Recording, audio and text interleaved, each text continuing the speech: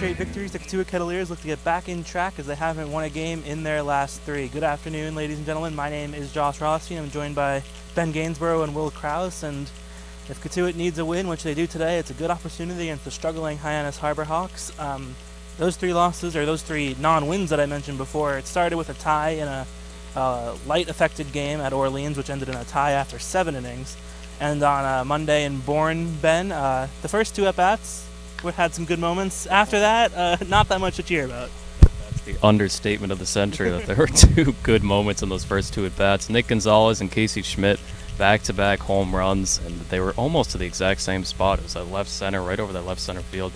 And the funniest part of it was Sam Niederman, our announcer, was talking about how hard it was to hit home runs out of Bourne just a second prior, and then first 2 batters, 2 home runs.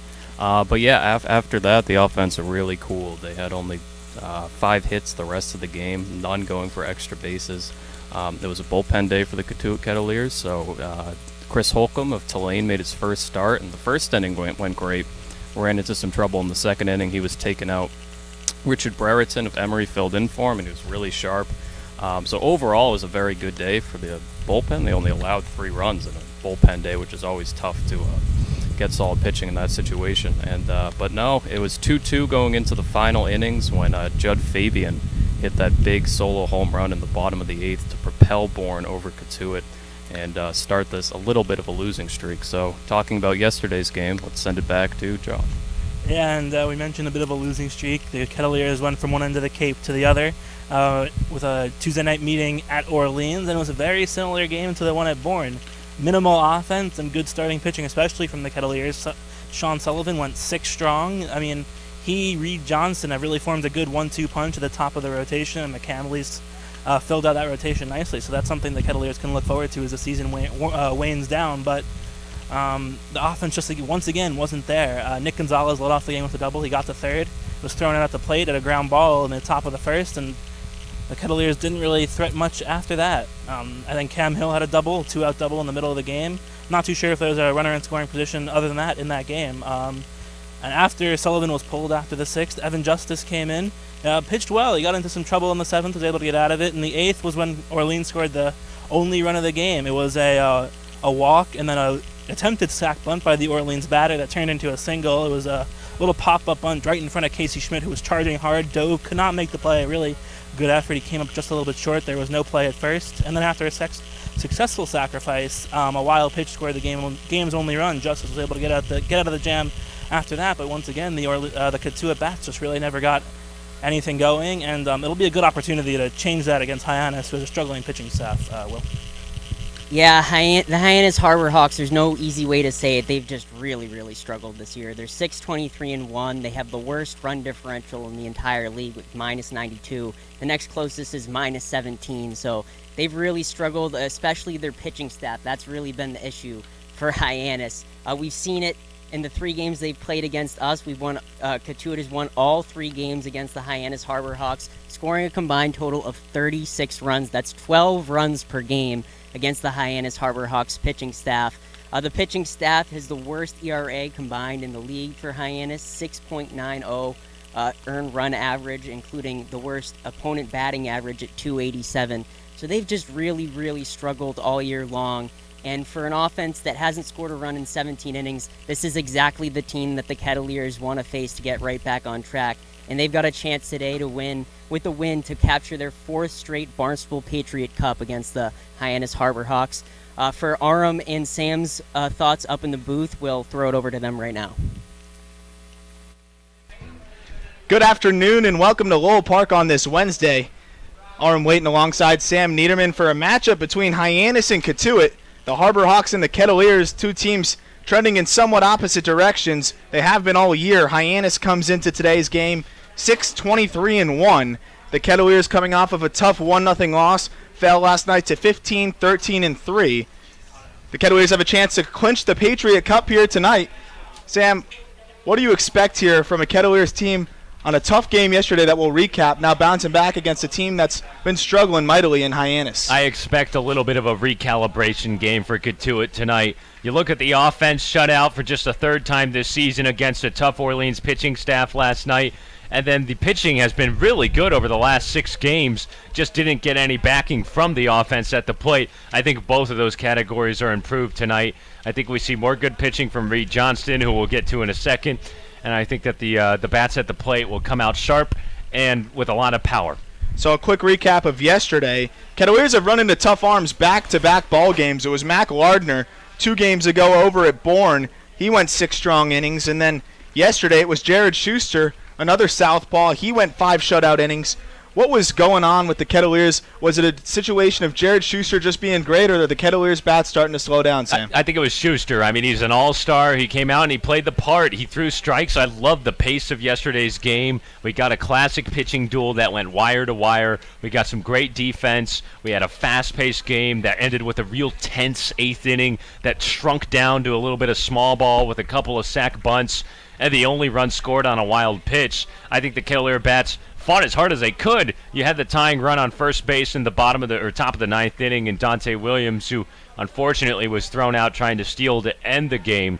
But I thought Cotuit battled against both Schuster and a tough variety of pitchers out of the Orleans bullpen. And Sean Sullivan actually outdueled the all-star Jared Schuster. He went 6 innings, giving up no runs on 4 hits and striking out 6. Evan Justice was good out of the bullpen as well.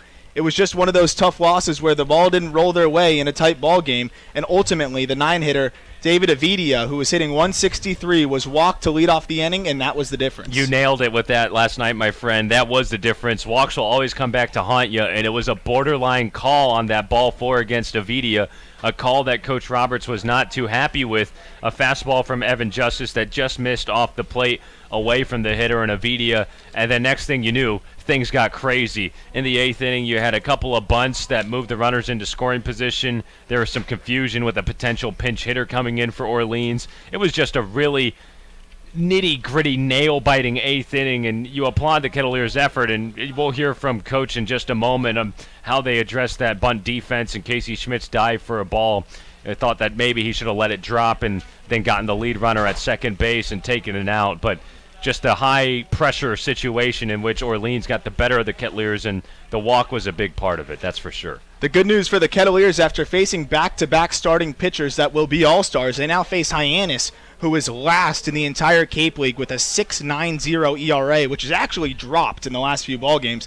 They were over 7 for most of the year, and they're also second to last in batting average. So a good opportunity for the Kettleer bats to bounce back, and a team that does better at home coming into today 8-5 at Lowell Park. Yeah, it's been a very comfortable year for Cotuit at home so far. They just seem more relaxed and loose. The guys can go down to the coop after batting practice. They can come back, not have to worry about much. I think that's played a big part in them being over 500 at home. And you talk about Hyannis, Arm. I mean, just to put it lightly, they have not been good this year. It has been a hopeless season for the Harbor Hawks, unfortunately. 6-23-1. They have faded out of this playoff race. Guys are still in good spirits, though. Talking with their clubhouse guys, it sounds like they're still having as much fun as they possibly can. It's just harder when you're not winning. So Harbor Hawks Kettleers coming up next. But first, a quick interview with Coach Mike Roberts. Coach Roberts with us at Lowell Park. The Kettleers play the Hyannis Harbor Hawks today. Coach coming off a tough loss at Orleans last night, 1-0. It's a second consecutive game in which your team has lost by 1 run. What made the difference from being on the winning result or going into the losing result in the end? Well, like I say all the time, polish. You got to polish your skills, and you can't take a pitch off. And we took a couple pitches off in the 8th inning, and we, anyway, they scored a run that probably shouldn't have scored, as we all know, but they did, and got to give them credit for a 1-0 win. What did you think of your team's bunt defense in that key sequence in the 8th, the effort by Casey Schmitt coming in at third base, and just the overall execution in that sequence? Well, the effort's fine. The execution's not, because, Casey dove, and he has tremendous instincts. He's a really, really good old-fashioned baseball player. However, you also have a second option for that play, and is let the ball drop in front of you. You know the runner's not going to take off. The ball's in the air. You let it fall, and you turn and get at least one player at second or first. So, you know, in that instance, you know, he was aggressive and the ball just didn't go in his glove. And but we still had him even after that. But we've had way too many situations this year with wild pitches, pass balls, and, you know, as an old catcher, that's a no-no for me. Evan Justice looked as good as he's looked all season long after a couple tough outings. What impressed you the most, and what was the big difference in last night's outing for Justice? Well, I don't know that I can tell you the big difference. I know this: he was more aggressive last night, and he's more aggressive in his last two outings that he's been all year. You know, Evan's kind of a quiet guy, a little bit shy, and but he's really picked it up here in the last couple of outings. He threw the ball fantastic last night. I mean, he looked like he went from what I call a suspect to a prospect last night and threw the ball great. How about Sean Sullivan? You challenged him to throw strikes last night, and he did. He filled up the zone 70% of the time, 60 strikes and 85 total pitches, 6 scoreless innings. What impressed you about him? Well, he was just really good. He was just really good. You know, he did throw strikes. He threw strikes with 3 pitches. He's got a great arm. He's one of those California guys that has good instincts as well, like KC. And, you know, he's just got a bright future in front of him if he'll discipline himself and he can keep the, you know, quality outings. Maybe you won't always have a great outing last night, but you got to stay away from the poor outings. But I like him on the mound, and, you know, he's very comfortable there, and it looks like he was born on the mound, and he just did a great job last night. You know, I think, you know, the pitchers have to be given the credit. I think Orleans is a very difficult place to hit. To me, it's extremely dark. You know, I think the lights are poor for a league like this, and, you know, I would love to pitch there every night. If I had a good arm, I'm not sure there'd be many base hits off of me. There you go. Coach, thanks for your time. Good luck today. All right, you're welcome. Well, you heard Coach Roberts, but today it's at Lowell Park, a place that's much easier to hit at, especially for the Kettleers. They have loved playing here, 8-5-2 so far this season at home. And on the bump for the Kettleers, it's going to be another guy that's looked really good and thrown a lot of strikes just like Sean Sullivan. It's Reed Johnston this time. Yeah, Reed Johnston might have emerged as the Kettleers' ace in his last start against Harwich. He was so terrific in that game. Worked fast, efficient, threw a lot of strikes, basically everything that Sullivan did last night. And he's the perfect pitcher for the Kettleers to try and snap this mini 2-game skid against Hyannis. I think he goes with a good quality, 5 innings today. He's the guy that the Kettleers want to bank on, so reliable with a sub .52 ERA. That is remarkable for him, and he has just been tearing it up as of late over his last couple of starts. And Johnston, over his last 3 starts, has not given up a run. That's 14 innings. He's only surrendered 9 hits, and he's struck out 8 while walking 4, another guy that's just been pouring it in the strike zone. He doesn't strike guys out at an enormous rate. He's only struck out 8 this season in 17 innings. But what's been the most impressive part about his poise on the mound for you, Sam? I want to say it's the speed at which he works at. The speed for him has just been, I think, off balance for the other batters that he faces. I think that his breaking stuff is good. When he gets his breaking stuff going, he's good. And he's just so smooth. He's got a nice, swift motion. He's a lanky guy at 6'3", very quiet guy out of NC State, goes about his business and will attack batters. It will not be very often when he gets behind an account. I think that's the most impressive thing for Reed Johnston. He didn't even throw a ball till late in the second inning over at Harwich in his last start where, as Sam mentioned, he went 6 strong innings, only giving up 2 hits. We'll wait the Kettleers to take the field here as they're concluding the meeting over there just in foul territory. We'll take you through the umpires today. It'll be Larry Rosenberg behind home plate, the first base umpire Jeff Kinney, and on third base is Tom Carey.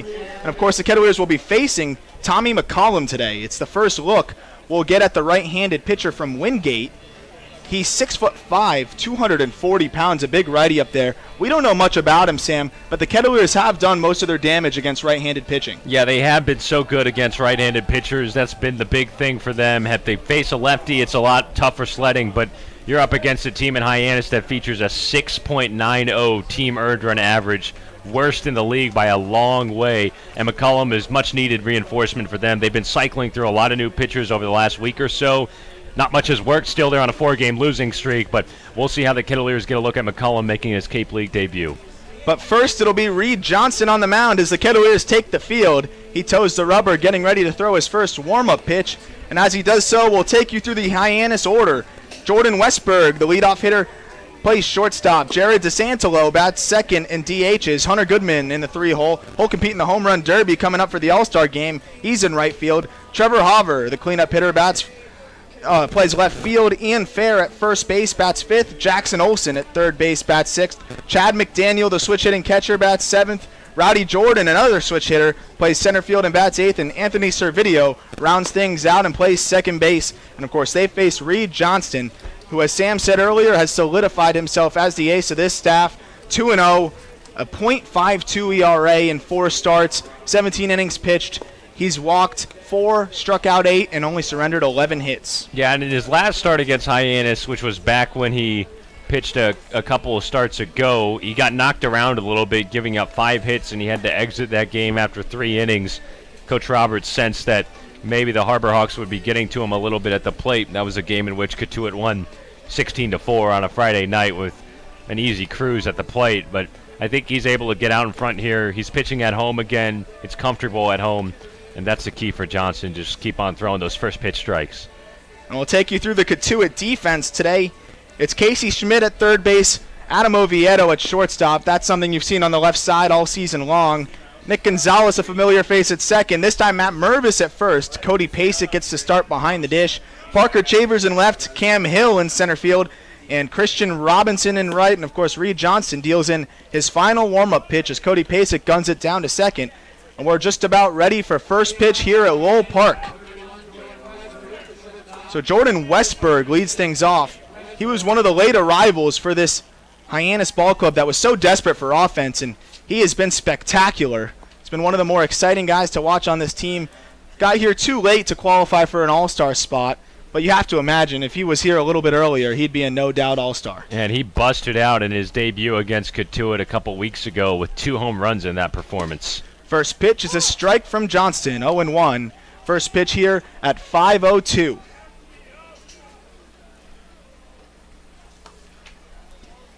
Westburg bats from the right side. Takes a curveball inside for ball 1. Westburg from Mississippi State, just a sophomore. He hit .294 with 6 home runs, 21 doubles, and 61 driven in. 1-1. Line drive, hooking foul down the left field line. So quickly 1-2 to the dangerous leadoff hitter. He hit in the middle of the order most of the season for Mississippi State, as you can tell by the 61 runs driven in. It's more than any player on his entire Hyannis ball club this spring. But he's behind 1-2. Johnson trying to set him down to start this ball game off. 1-2 changeup, swing and a miss, and he does set down Westburg. For 1 out now, Jared DeSantolo. Good changeup from Johnston early in that at-bat.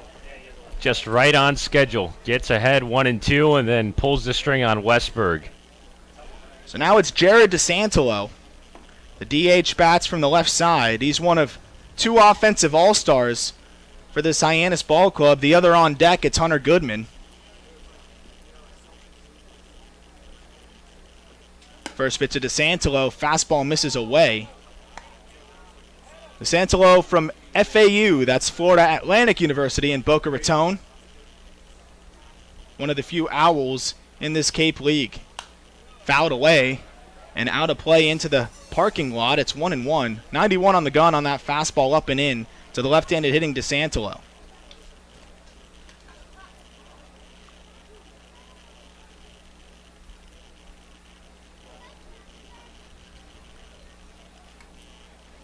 The pitch. Foul tip right into the glove of Pasek, 1-2. And Pasek gets the start again today.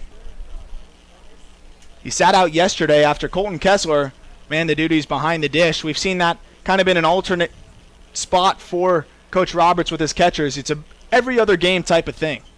The 1-2 misses away, 2-2. We'll see a little Sam Ferry on occasion, but for the most part, it's just Kessler and Pasek alternating. Yeah, it has been a game-by-game basis. Both have caught pretty much every pitcher in the rotation, too. 2-2, grounded foul, and we'll do 2-2 one more time. Well, Hyannis in the blue jerseys. Orange lettering across, blue socks for those that are wearing them high. Cotuit in the home pinstripes, trimmed in maroon. The 2-2. Another foul ball nubbed away, this time on the third base side.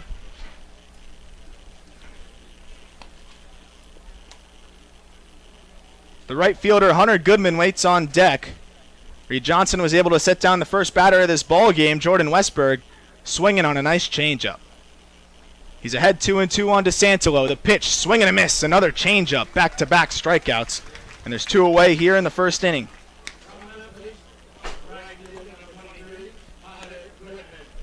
So now it's Hunter Goodman. Goodman, the right fielder, who bats third today, will represent Hyannis in the home run derby. He'll compete against Arajanu for the Kettleers, who's out of the lineup. He's still nursing a little hamstring pull. First pitch curveball is a strike, but Arnu says he should be good to go for the derby. It's really important to him. It's usually something you see the players get pretty competitive with. Yeah, that's going to be really fun. Can't wait to see who wins it out of the 6 contestants.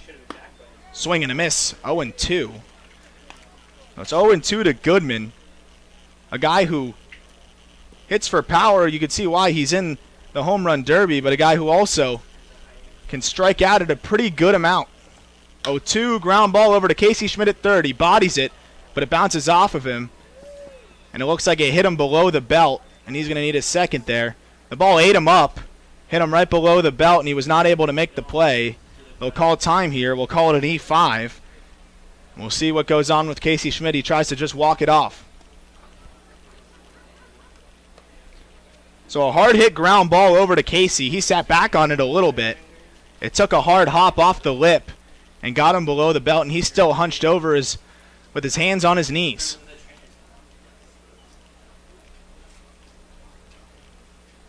You never want to see that. Hopefully he's okay. Initially, I thought that he just bodied that up and chested it down, but instead ended up getting him below the belt, and he had no throw over to first base.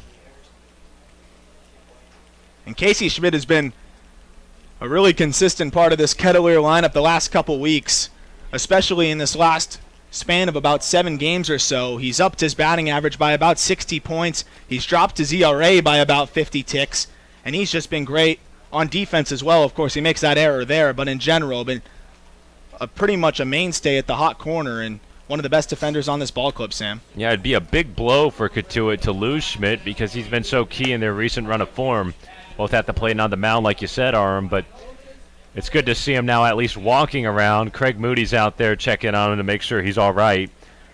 It looks like he just needs some time to recover and catch his breath.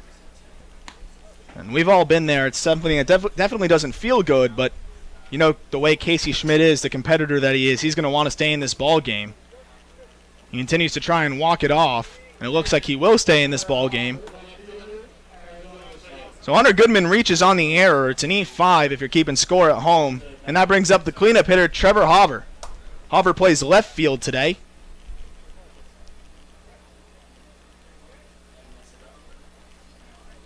Pick off over to first. He's back. Schmidt's still hunched over there. He's playing in on the grass. You can tell he's still in a great deal of pain, but you got to commend him for sticking in this game. Yeah, that's the thing. He can't get subbed out, otherwise he's out for good. So he's going to try and gut out the final out of this inning. First pitch, fastball outside corner, strike one. Johnson was one pitch away there from striking out the side. He was able to get Goodman to hit that hard ground ball to third that unfortunately ate Casey Schmitt up. But now he leads off Hauver with a strike here. It's 0-1. The 0-1. Changeup just floats away too far. It's 1-1. Hauver's hitting .224 this spring. He has walked a whopping 22 times. That leads the Hyannis Ball Club. He's 19 for 85. The 1-1. That's lifted up. We'll see if it's playable. It should be. Casey Schmitt calls for it. Ranges back and makes the grab for out number 3. So Casey Schmitt bounces back, records the final out as he spikes the ball in a little bit of pain there back towards the mound. And we'll see if he stays in this ball game as he'll be due up third in the bottom of the first. We'll go into that bottom of the first. Kettleers will try and draw first blood. You're listening to Cotuit Kettleers Baseball on the Cape Cod Baseball Network.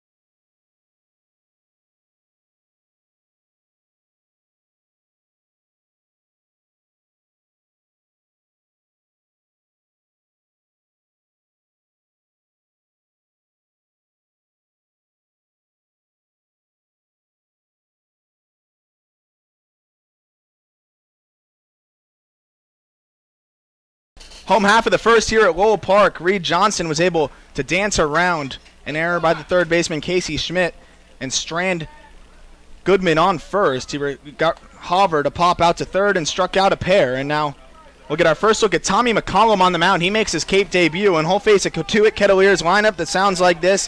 Nick Gonzales leads things off, plays second. Matt Mervis in the 2-hole, batting second. Casey Schmitt batting third, playing third. Parker Chavers in the cleanup spot in left field. Christian Robinson in right field batting fifth. Cam Hill in center batting sixth. Cody Pasek catches and bats seventh. Robbie Martin in the 8-hole is the DH today. And Adam Oviedo rounding things out and plays shortstop. They get a look at Tommy McCollum from Wingate, Division II school.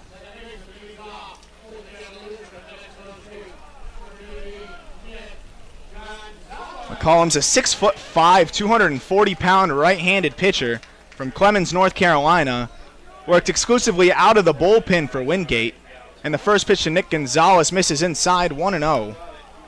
He was 2-1 with a 4.10 ERA. He struck out 34 in 26 and a third innings. The 1-0. Ground ball foul. It's 1-1. 94 there on the gun. Unless sometimes we see it get jacked up by a foul ball, so we'll hold off on the fastball velocity until the next taken strike.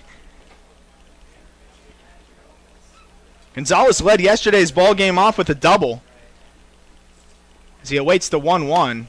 Blew it by him. That one was 89. That was the closest the Kettleers got to scoring. They were able to get Gonzales to third base. He tried to score on a one-hopper to the shortstop, Murray. Tanner Murray made a nice backhand and gunned him down at home. That was the closest the Kettleers got. They lost 1-0 last night at Eldridge Park. That's lifted into foul territory over on the right side. Out of play. And Gonzales has just been a mainstay for this Kettleer batting order right at the top. And how could you move him from there? He's hitting .340 coming into today. 36 for 106. 22 runs driven in as a leadoff hitter, Sam. Tied for the team lead with 5 home runs. So 1-2. That's lifted in the air and out of play. Just into the stands on the first base line. That's amazing. To lead the ball club in RBI as a leadoff hitter is just such a tall task. But Nick Gonzales seems like there is no task too tall for him. He's just fired on all cylinders all summer long. Can't wait to see how he competes in the All-Star game this Sunday against that top-quality pitching that he'll face. And he's faced it all summer long still and has produced at such a high rate. Tries to stay alive. 1-2. A line drive. That'll get into right center field for a base hit. A leadoff single for Nick Gonzales. And welcome to the Cape League, Tommy McCollum. You got to face Nick Gonzales. Yeah, that is quite the first matchup, right? Just go up against one of the league's best hitters so far this year. And he grew the fastball a little low and in, was able to golf it out into short right center field. Well done. Just a really nice piece of inside-out hitting by Gonzales. We've seen him so comfortable hitting to all parts of the field. This time he goes the other way to right. And now it's Matt Mervis, the first baseman. He bats from the left side. First pitch, that's lifted. Should be playable over in foul territory. Ranging back is Olsen. He's called off by the shortstop Westburg, who makes a sliding grab there. What a play by Jordan Westburg. We've seen him do it with the bat. Now he shows off the leather. Yeah, that was really good by Westburg. Thought Olsen was going to have a look at it, but Westburg came flying in at the last second and made the catch sliding on the seat of his pants. That's a hard play going into the shadows with the ball that far away from you at short. So now it's Casey Schmitt. It's good to see him still in the ball game after taking a short hop right below the belt. He was in a great deal of pain for a good few minutes there. Stayed in the ball game and now gets his first look at Tommy McCollum.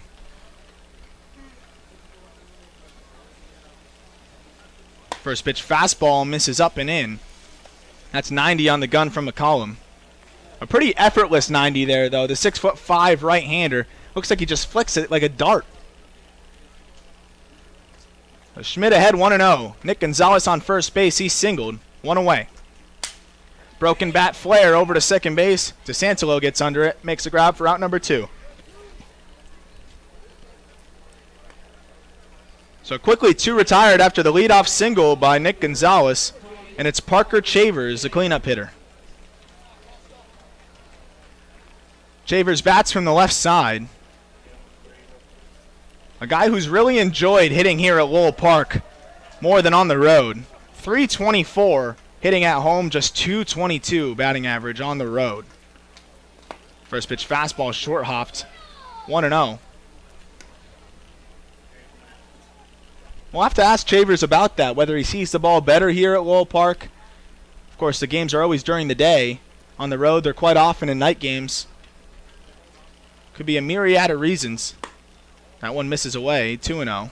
The other thing, too, is he accrued a little bit of karma last night, being the last batter at the plate for the Kettleers with a tying run on first, and he didn't get to take a hack because Dante Williams was thrown out trying to steal at second to end the game.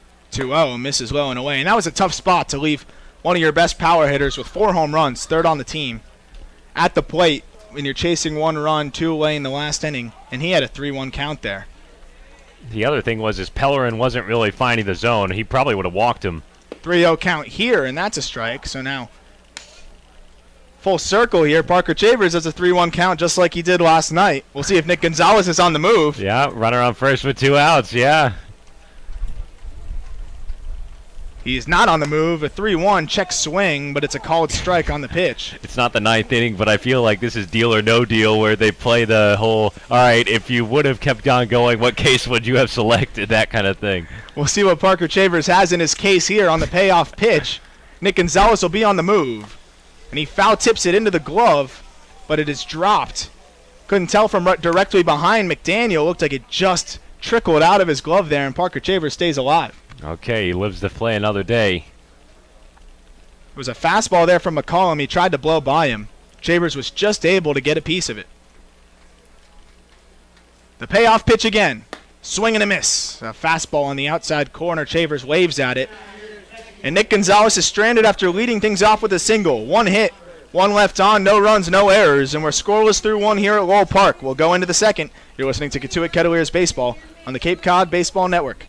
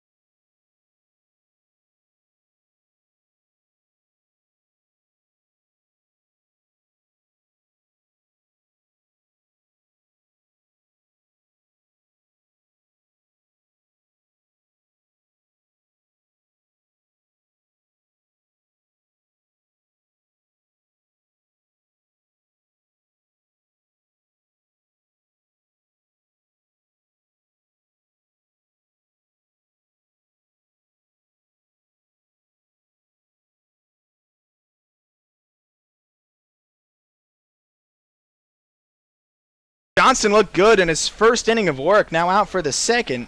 He gets Ian Fair, Jackson Olsen, then Chad McDaniel. Fair, the first baseman, has hit really well in his 12 games for Hyannis as he takes a first pitch fastball inside. He's hitting .441. He's 15 for his first 34 this season. Mostly a contact guy, no home runs, just 3 runs driven in. Chops one foul behind the plate, 1-1. He does have 4 doubles, no triples, but only 7 strikeouts.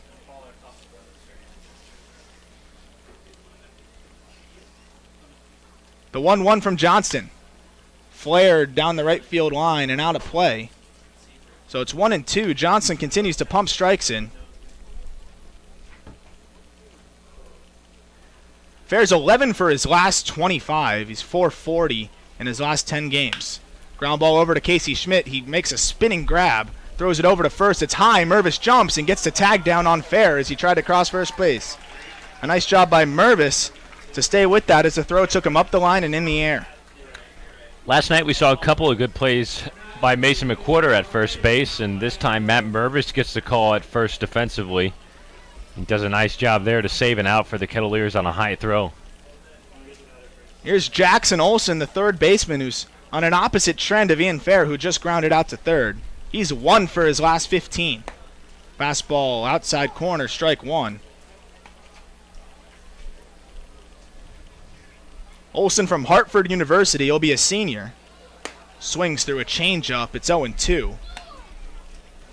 And Johnson continues to go to that changeup against the left-handed hitters. Olsen bats from the left side. The 0-2. Fastball fouled away, out of play, over the third base grandstand.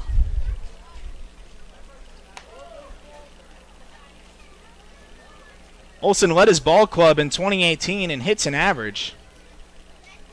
His only home run this past season came off of his teammate Tyler Madison. Swing and a miss on the changeup. It's blocked by Pasek. Will run over, throw it on to first for out number 2. Third strikeout of the ball game already for Reed Johnston. And Tyler Madison's been the best arm for Hyannis.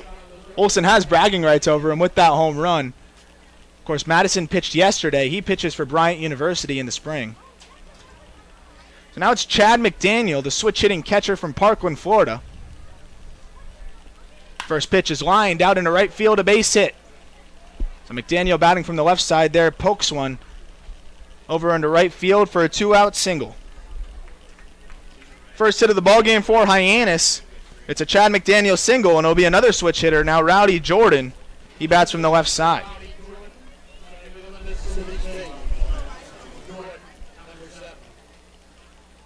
Rowdey Jordan from Mississippi State, a teammate of Jordan Westburg. He's from Auburn, Alabama.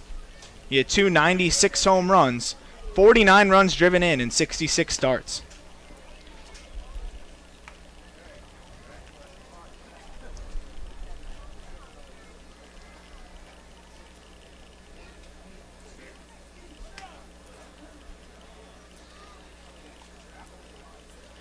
Rowdey Jordan, another guy who's been struggling. This Hyannis ball club just hitting 182 as a team in their last 5 games. The pitch to Jordan. Gets the outside corner, strike 1. Jordan hitting just 174. That's 4 for his last 23. Chad McDaniel on first base, another pickoff over. He dives back. On deck is the 9-hitter Anthony Servideo. Just 2 Hyannis batters have been able to reach base. It was Hunter Goodman on the error, and now McDaniel on the single. A curveball way in front is Rowdey Jordan. He yanks it. It's about 45 degrees from home plate, foul into the trees. So Johnson ahead 0-2. 2 outs here in the second inning. McDaniel on first. Looking to record his 4th punch out of the ball game. He comes set at the belt. Kicks and deals the 0-2. Changeup misses low. McDaniel trying to move to second. He's able to get there ahead of the throw from Pasek. So McDaniel swipes second on a changeup in the dirt. A tough play there for Pasek. Did a good job of keeping it in front, but a better read by McDaniel. He gets into scoring position. But Johnson's just 1 strike away from getting out of this inning and sending it to the home half of the second.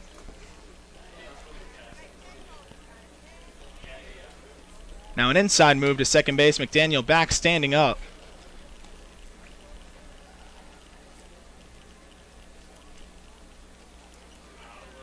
Jordan plays center field today. Played all different spots in the outfield this spring. The 1-2. Line drive, hooking, foul down the right field line. A good piece there by Rowdey Jordan, but just yanked it a bit too much. The count stays at 1-2. McDaniel on second. He singled and just swiped second. 2 outs, 2 strikes on the 8-hitter Rowdey Jordan, the switch hitter from the left side. Reed Johnson steps off. Johnson trying to make it 16 consecutive innings without a run. The 1-2 misses up and away. 89-mile-an-hour fastball that got away from him. 2-2.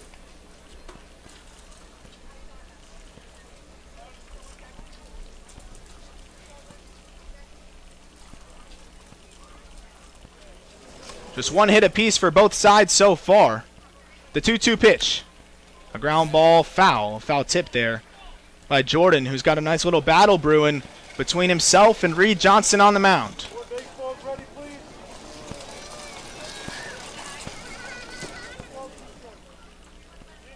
Servideo on deck, another left-handed hitter. He's the second baseman. Reed Johnson trying to save that for the third inning. One strike away from retiring Jordan, the 2-2. Line drive out into right center field. That's sinking and down for a base hit. McDaniel comes around third, and he will score. It's a 1-0 ball game, just like that, with 2 outs, back-to-back hits, and Hyannis has the lead. That's okay for Cotuit. You know, Johnson's going to throw so many strikes. That's what we talked about in the open. And if you're throwing strikes, that means you're going to have a chance to hit it, and that'll happen sometimes. And a couple of base hits with 2 outs have given Hyannis the lead here in the top of the second. A great at-bat there from Rowdey Jordan, who saw a lot of pitches. So now it's Anthony Servideo, the 9-hitter and second baseman. He bats from the left side. Fastball inside corner, strike 1, 0-1.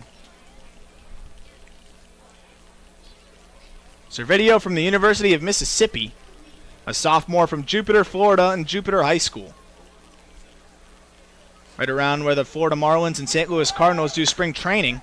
Throw over to second base. A dive is ahead of the throw. Pasek started walking towards his dugout. He thought he got him. Oviedo swept the tag there, but just not quite quick enough to get Rowdey Jordan, who swiped second base, the second of the inning for Hyannis. That was really close. I thought he got him. A little biased, but it was a bang-bang play. A good tag by Oviedo and a nice low-place throw by Pasek. So Jordan swipes second. Now he's in scoring position. Inside move to second, he's back. Hyannis was able to cash in last time with McDaniel on second base and 2 away. Jordan singled. Now he replaces him on second base, hoping Servideo can keep it rolling. The 1-1. That's a line drive out into right field. Going back is Robinson towards the wall, and it short hops the wall. One hopper. That'll score Jordan. Back-to-back hits. This time it's a double, and it's 2-0 Hyannis. The bottom of the order doing the damage here. First time around. Well, if there is anything that Hyannis can do is they can barrel up the ball just a little bit. Their offensive numbers are not flashy by any means, but it is the one strength of the team. We know that the pitching is a huge weakness. And the bottom of this order picks up Hyannis on the road with a little 2-out rally to play a couple in the second inning. So like you said, Sam, a 2-out rally here to give the Harbor Hawks the lead. And they're threatening again with another runner in scoring position. Now the top of the order. Jordan Westburg, a ground ball up the middle. That'll get into center field. Coming around third and scoring is Anthony Servideo. So 3 straight singles score 3 runs, or 3 straight hits, a pair of singles and a double, score 3 runs with 2 outs here, and Hyannis just doing damage with 2 outs here in the second inning. The bottom of the order does their job, and then they turn it on towards the top, and Jordan Westburg gets a crack at it with a man on second, and he just rolls a single right into center field. That is the one, I don't want to say deficiency, but the one sort of catch-22 that you get sometimes with Johnson is, and we saw it in his last outing against Hyannis when he gave up 3 or 5 hits in 3 innings, is they can hit a little bit when you're throwing into the zone so much, and that's just a matter of polishing off your stuff and finding a little more on your breaking pitches. And Hyannis has squared him up to the tune of 3 runs on 4 hits so far. And Johnson was just 1 strike away from getting out of this inning. He had Rowdey Jordan behind with 2 strikes as the first pitch misses away to DeSantolo. After Jordan singled and scored McDaniel, the floodgates open. Now they have 3 runs. Still 2 away here, and it's 1-0 to the All-Star Jared DeSantolo. He's hitting 300 in 25 ball games, 80 at-bats, 24 hits. Just 2 extra base hits, though, a home run and a double.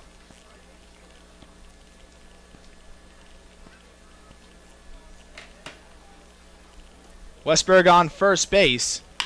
Another ground ball. That one's into right field. 4 straight hits. Westburg takes a big turn around second, but he'll hold up there. And another single. 3 of them here, including the double now by Anthony Servideo. And the floodgates have opened for Hyannis. Wow.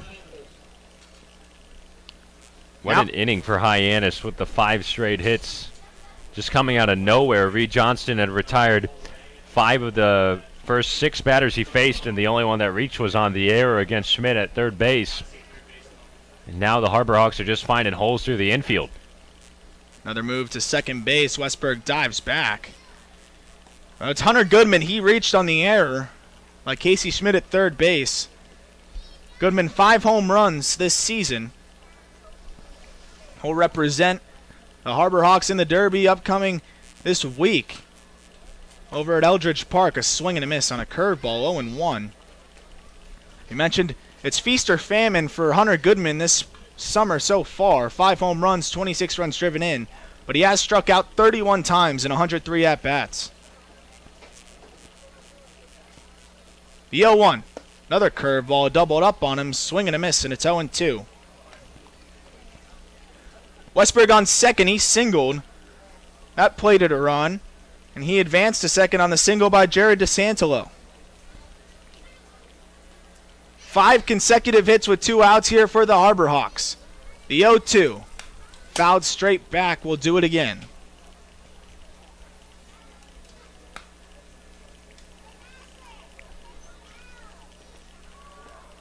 Goodman, the catcher from Memphis University.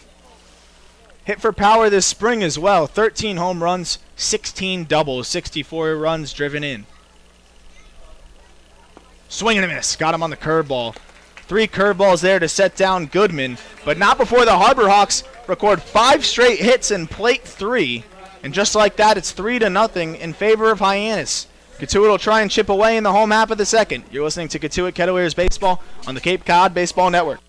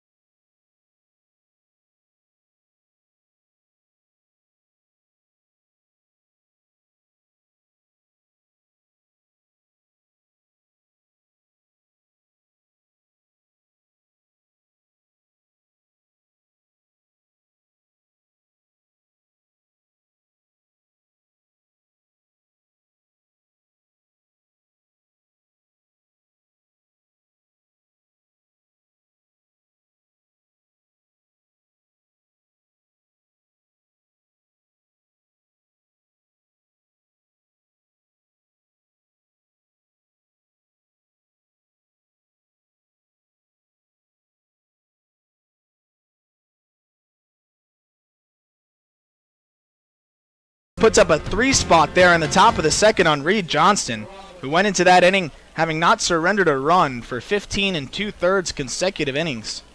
And now the Kettleers are chasing 3 at home. The good news is it's early. Only the bottom of the second here. It's the back half of the order. Christian Robinson, Cam Hill, and Cody Pasek, 5, 6, 7.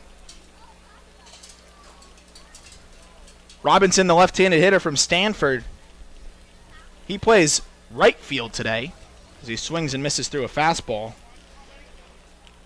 Robinson took an 0 for 4 yesterday. Kettleers struggled at the plate. They were shut out at the hands of Jared Schuster, who went 5 innings strong. Then Isaac Esqueda and Chase Wallace shut the door before Pellerin actually shut the door. Swing and a miss, 0-2. Christian Robinson hitting .212 this season. Part of an outfield platoon that's seen a rotation of about 5 guys.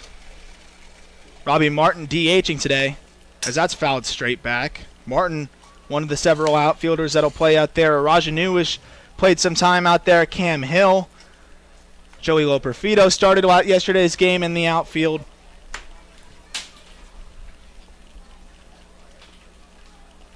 The 0-2 pitch, that's lifted out into right field. Looks like he got under it as it floats over to Goodman.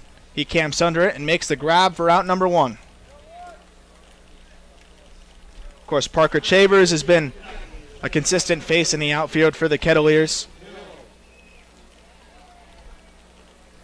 But it's Cam Hill who gets the start today. He doubled in a pinch hit appearance after Joey Loperfido was taken out of the ball game after getting hit by a fastball up and in, got him on the forearm. Fortunately, he's okay. Was more precautionary. First swing from the left-handed hitting outfielder from Kentucky. Swings through a changeup, 0-1. Third baseman Olsen plays in. As most of the Cape League has probably learned, Cam Hill does like to bunt. A 1 fastball gets the corner, 0-2. You gotta love how Cam Hill answered the bell last night at Orleans, subbing in the early portion of the game for Joey Loperfido, and did a great job hitting a double and 2 at-bats. Hustled and played good defense out and left. And one thing Cam Hill will always do is play good defense. He's trying to get the bat going at the plate. The double was a big hit for him yesterday, just his second double of the year, as he buckles on a fastball in. It's 1-2. Thought that might have a chance there to get the inside corner. But Larry Rosenberg says it missed too far in, so it's 1-2. On deck is Cody Pasek, the catcher. Pitch, swing and a miss on a changeup, strike 3. And now Cody Pasek will come to the plate with 2 outs in the second. Second strikeout of the ball game for Tommy McCullum. Catcher Cody Pasek now gets his first look at the right-hander.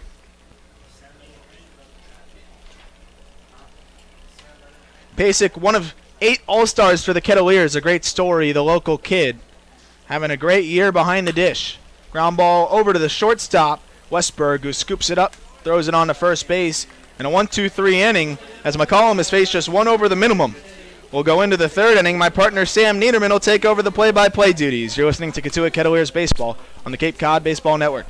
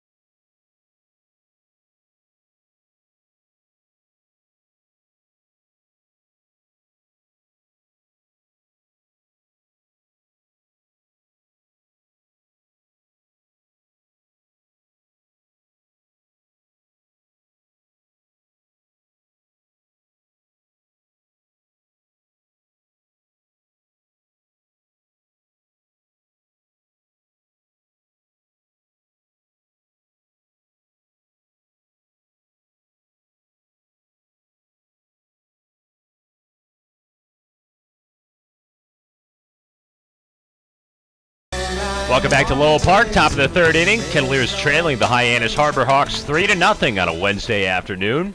Glad that you could join us. Sam Niederman and Aram Layton in the booth. Josh Rothstein driving the bus behind us. Jacob Cohen on the cameras if you're watching on YouTube or tuning in old school, little radio action on Mixler.com/Cotuit Broadcasting. Hyannis back at the plate. Trevor Hauver, Ian Fair, and then Jackson Olsen due up. 4, 5, and 6 against the right-hander Reed Johnston into his 3rd inning of work on the hill. Wind up for the righty, and he kicks and deals. A fastball spotted on the outside corner for a strike. 0-1 on Hauver. 0 for 1 today with a pop out to third base in the 1st inning. Casey Schmitt does play in on the edge of the grass at third. Deep bend in the knees. Wave and a miss. Good changeup downstairs by Johnston. He's in the driver's seat. No balls and 2 strikes. And that was a pitch we were wondering where it was after they rattled off 5 straight hits. He wasn't going to the changeup as much. 0-2 fastball upstairs at the letters, 1 and 2. You think he should go back more to that to try and dance around the 5 hits that Hyannis has produced so far? Especially against the left-handed hitters. He's gotten a lot of swing and miss. 1-2 to the lefty. He works a change again, just a little low and away, and Hauver gets a piece of it foul into the parking lot. Still 1 and 2. Hyannis posted up 3 runs on 5 hits in the second inning against Johnston. All 5 hits coming back to back to back to back to back with 2 outs. Wave and a miss. Got him on a breaking ball. And Hauver's down on strikes to start things off in the visiting half of the third.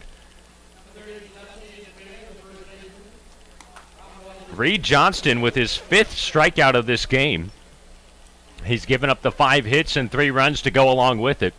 1 down and the base is empty for Hyannis. Ian Fair, the right-handed batting first baseman, back up at the plate.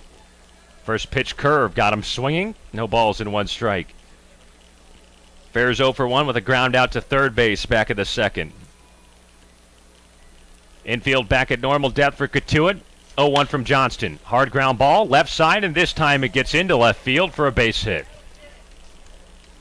Ian Fair pulls a single on the left side. It was just out of the reach of Casey Schmitt to his left. And Fair comes up with a hit to make it a 7-game hitting streak for him at the plate. Hyannis with a 1-out base runner in the top of 3.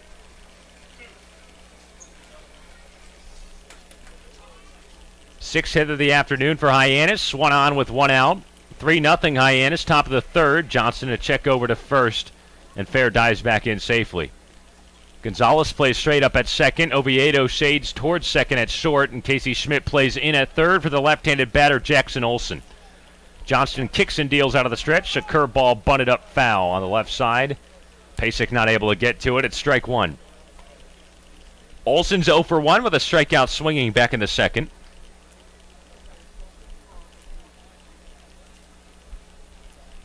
See how Cotuit's bunt defense works out in this situation. It was a crucial turning point last night in the 8th inning against Orleans. The Firebirds butted over runners into scoring position. And eventually that drove home the game-winning run on a wild pitch. 1 ball and 1 strike on Olsen. Mervis still holds on the runner in Fair at first. He shuffles off and takes his lead. Johnston at the belt. He throws over that way. Outfield plays back and straight up. 3-0 Hyannis in the top of the third. Man on first with 1 out. 1-1. Breaking ball, chopped on the right side. That's through the hole for a base hit. Jackson Olsen comes up with a single, and it's now a hit parade for Hyannis. He had a little gap on that right side with Mervis holding on, and now it's first and second with only 1 away. The amazing thing is, besides the ball hit by Servideo, the double off the wall, none of these hits have been that hard off the bat, just seeing eye singles, but Johnston has not been able to miss bats, and that's been the big issue. He does have the strikeouts, but when he's ahead a lot of the time, he just hasn't had that put-away pitch. He's been getting ahead of just about every single hitter. A remarkable string of hits for Hyannis. Johnston retired 5 of the first 6 that he faced. Hyannis has turned that around with 7 hits in their last 11 at-bats against Johnston here in the top of the third. 2 on with 1 out. And here's Chad McDaniel, the left-handed batting catcher out of Mizzou. He takes a strike on the outside corner. There's some activity in the Kettleer bullpen. Looks like Trey Holland, a new lefty, is getting loose in the pen. Kettleer's added him a couple of days ago out of Sewanee University, the University of the South. Nobody holding on the runners. 0-1. Fastball popped up, out of play, foul on the left side. 0-2 now on McDaniel. 1 for 1 with a single and a run scored. That started the rally back in the second. Hyannis ahead 3-0 in the third, looking to add on to it against the Kettleers. Olsen on first, Fair on second.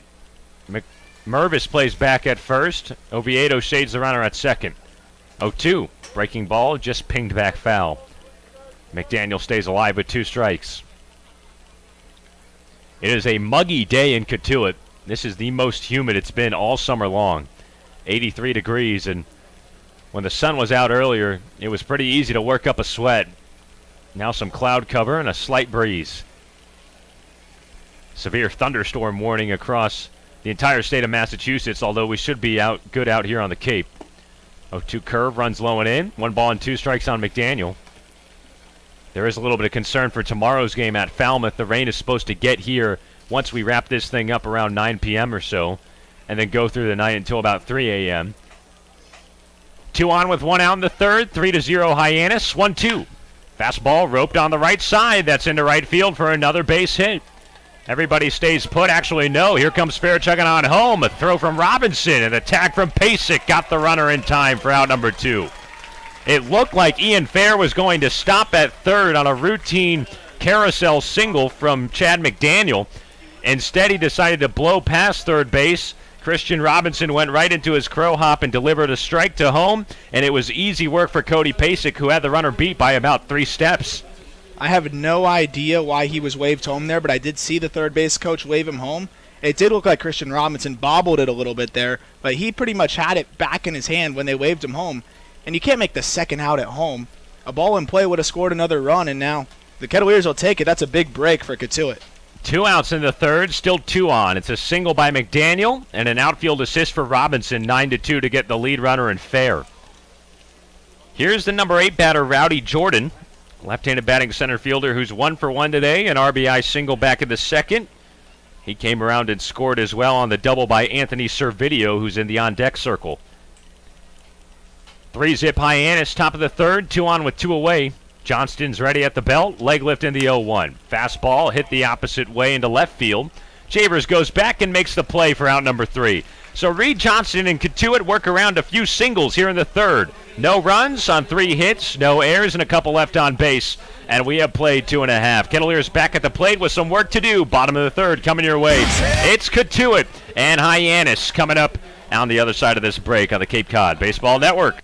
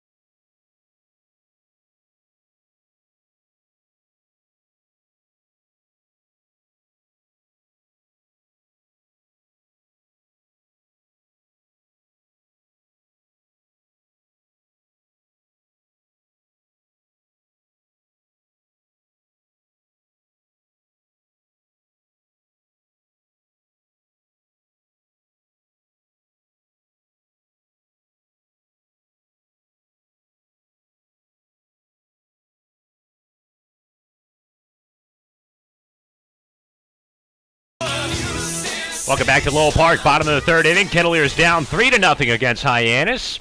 Here's Robbie Martin to start things off. He takes a ball, and that is ball number 1. Tommy McCullum still on the mound, the right-hander making his debut. He's worked 2 scoreless so far, just allowing 1 hit. 1-0, fastball driven the other way, left center gap. Jordan on the run, and he flags it down in the alley. Wow. What a run by Rowdey Jordan to flag it for out number 1. What a play. Not only did he just run that down without having to lay out, the route was perfect. Took a perfect route to that ball, really efficient. Was able to catch that in stride, and that ball was crushed by Robbie Martin. You see why Jordan plays center field and not one of the corners. He is good out there. What a play by Rowdey Jordan, robbing Robbie Martin of extra bases to begin the bottom of the third inning. He ran a country mile for that one, going back to his right, and was able to make the play. Out number 1 here in the home half of the third inning. Next up, it's Adam Oviedo. Cotuit's number 9 man getting his first chance at the plate today. A .218 batter with 3 homers and 15 driven in. 0 for 4 with a strikeout last night at Orleans. 1-0 fastball lifted on the right side and foul ground. Fair goes over towards the fence. He lunges over. Did he snag that? He did indeed. Ian Fair, full extension with the left hand, just able to get it into the webbing of his mitt. A great catch in foul ground for out number 2, and it's Hyannis with a little bit of defense in the bottom of the third. Who are these guys, and what do they do with the Harbor Hawks? Yeah, that's a great question. 2 tremendous plays by Hyannis in the field. Retired the first 2 Cotuit batters at the plate. First it was Jordan in the left center gap with a catch.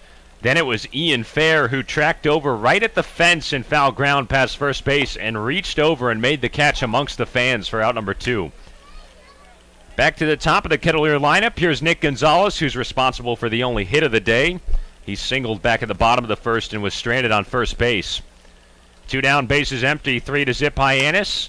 And an opposite field fly ball into deep right field. Could it have a chance at the right field foul pole? There it goes. It's gone for Nick Gonzales. Gonzo sprints around the bases and puts the Kettleers on the board with his 6th home run of the season, a solo shot here at Lowell Park. Even the balls he mishits just carry. That was a ball that he got off about the end of the bat, got under it a little bit, and just poked it over the 320 sign the other way. He is just so good at hitting the ball the other way. He's done it both times today. This time he leaves the yard. Goodman gave it chase all the way to that right field foul pole, 320 feet down the line. And that ball sailed over just into the Hyannis bullpen, and Gonzales picks up the Kettleers. He's got both hits for Cotuit so far today, and he trims it down to a 2-run deficit with a solo blast in the bottom of the third. 2 outs, still nobody on. Matt Mervis next up. He takes a fastball high. 2 balls and no strikes on the left-handed batting first baseman from Duke. Cotuit finally breaks through on the righty and Tommy McCullum. Fastball on the outside corner. It's now an even count on Mervis. 1 ball and 1 strike. Looks like Reed Johnston might be pulled out of this ball game for the 4th inning. Trey Holland, a lefty out of Sewanee University, has been getting loose. 1-1 breaking ball, chopped foul past first base. 1-2.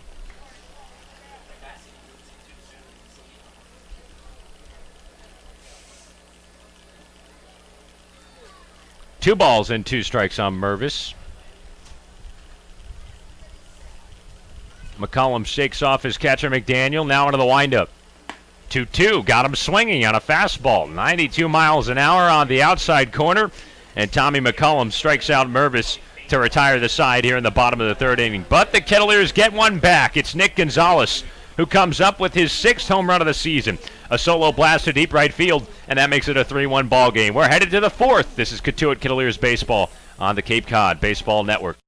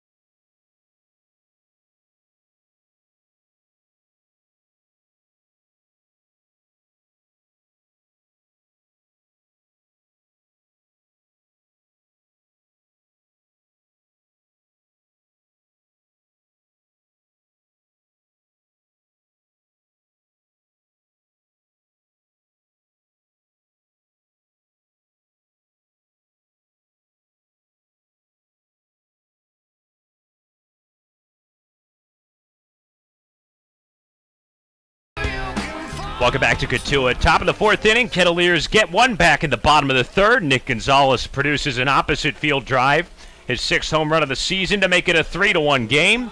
Hyannis still commands the lead, and they're at the plate against a new Kettleer pitcher. Trey Holland, a left-hander from Sewanee University, makes his Cotuit debut in 2019.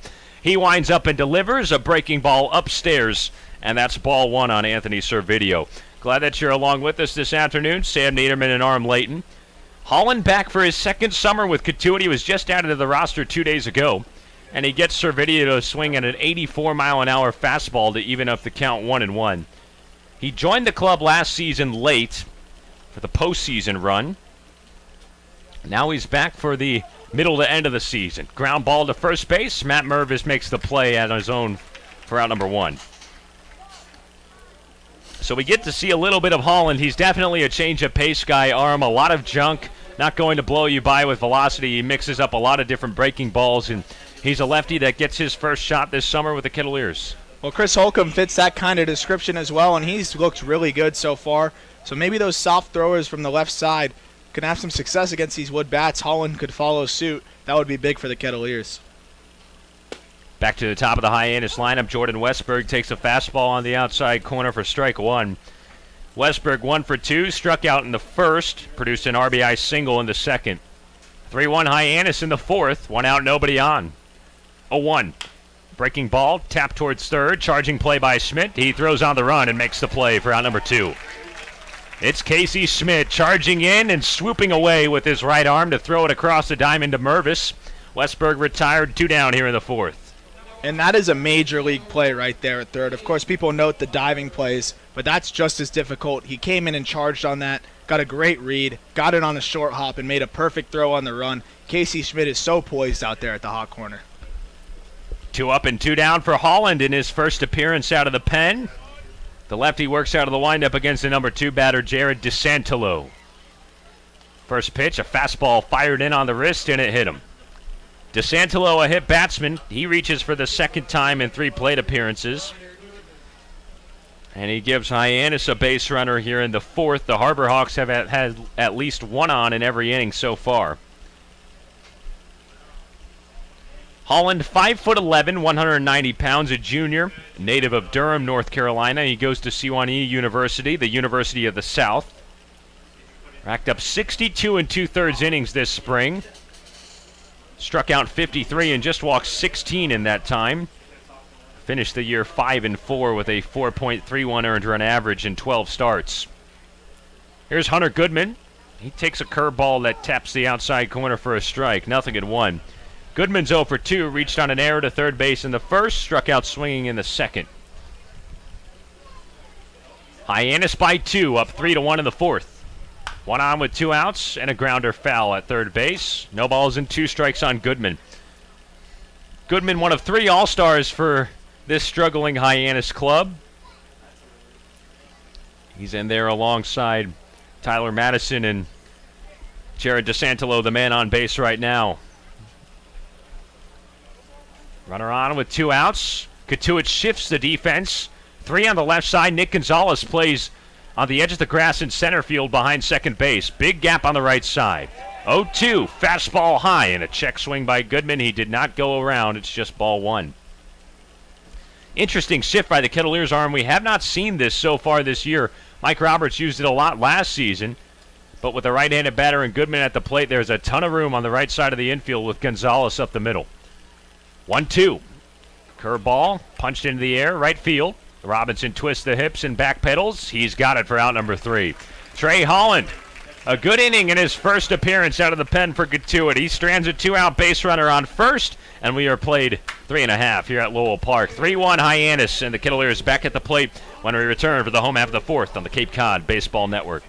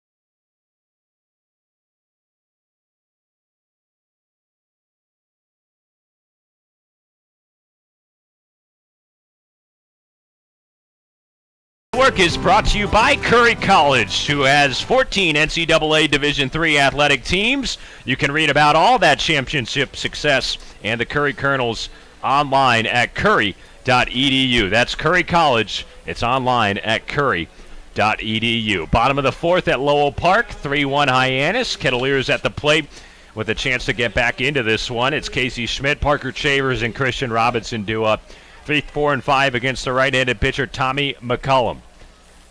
First pitch from the right-hander, a fastball down the heart of the plate for strike one.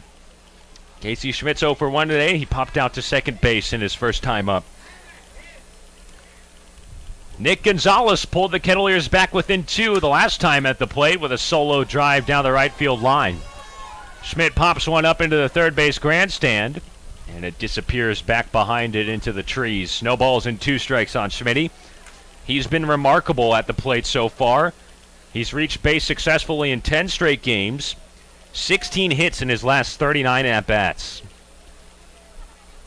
Boosted his average from the low 200s all the way up to 273 at its peak. It's down to 265 right now. And he's down in the count, 1 ball and 2 strikes after a missed changeup from McCullum. Dark clouds overhead at Lowell Park. Bottom of the fourth, nobody on, nobody out. Hyannis leads 3-1. 1-2. Curveball. Banged right back up the box on the ground into center for a single.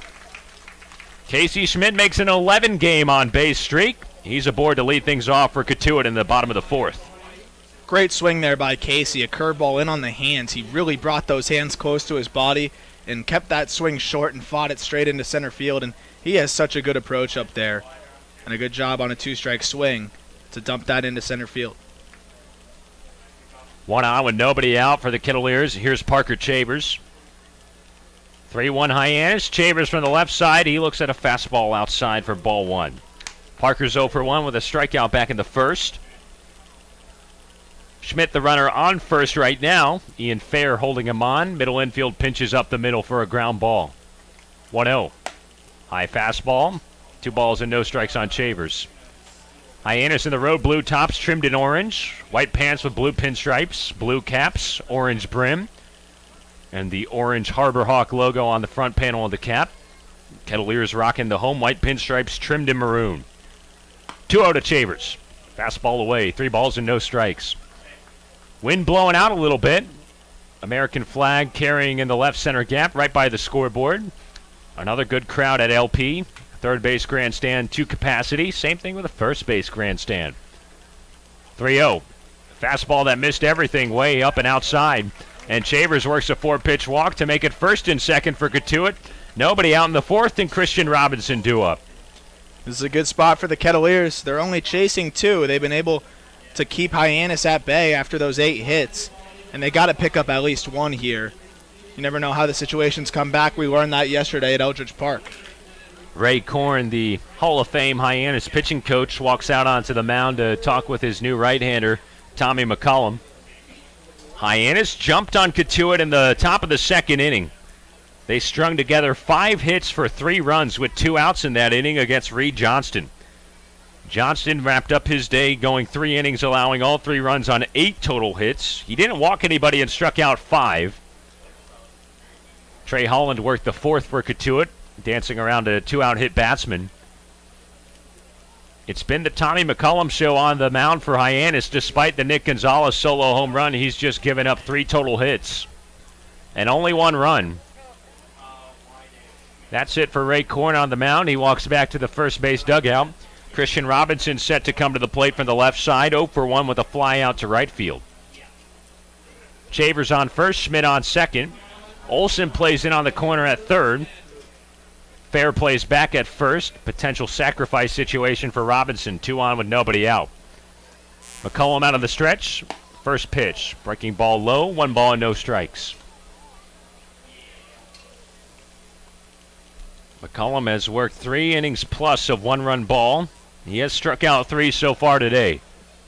Cotuit with 2 base runners on, the most they've had in any frame so far. 3-1 Hyannis in the bottom of the fourth.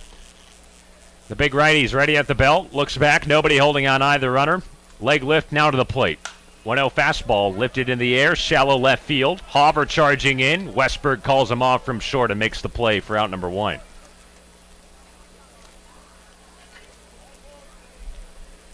One man down in the bottom of the 4th inning. Jordan Westburg tracks back into the outfield to make that catch from shortstop.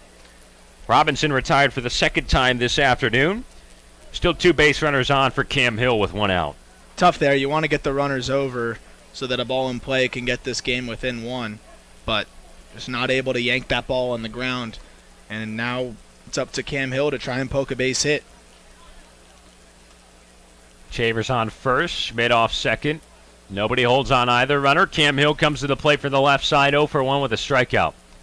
McCullum out of the stretch. First pitch, a swing and a miss on a changeup downstairs. This is a rivalry game between Cotuit and Hyannis. Both teams represent the town of Barnstable. Hyannis, of course, the biggest metropolitan area on the Cape, home of the Kennedy family. Cotuit, a small little village about 25 minutes west down the road on Route 28. Swing and a miss by Hill. It's 0-2. These two rivals have a lot of tradition in the Cape League. Cotuit is the all-time winningest team in the Cape League with 16 championships. Hyannis has 3 championships, their last one coming back in 1991. This Barnstable Patriot Cup rivalry series was instituted back in 2004. 16th rendition of it. Foul ball back by Hill. No balls and 2 strikes on the center fielder from Kentucky. The Barnstable Patriot is a local newspaper on Cape Cod, and the sports section of that paper decided to introduce the Patriot Cup, a rivalry series between these 2 Western Division teams. They play 6 times a year. Whoever wins the most games in the 6 regular season matchups takes home the Patriot Cup. The Kettleers have won it 7 of the last 8 years, including last season. Cotuit has won all 3 previous matchups against Hyannis so far this summer.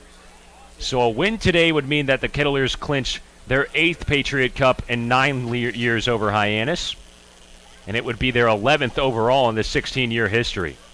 It's been a dominating, lopsided rivalry series to favor the Pinstripes so far.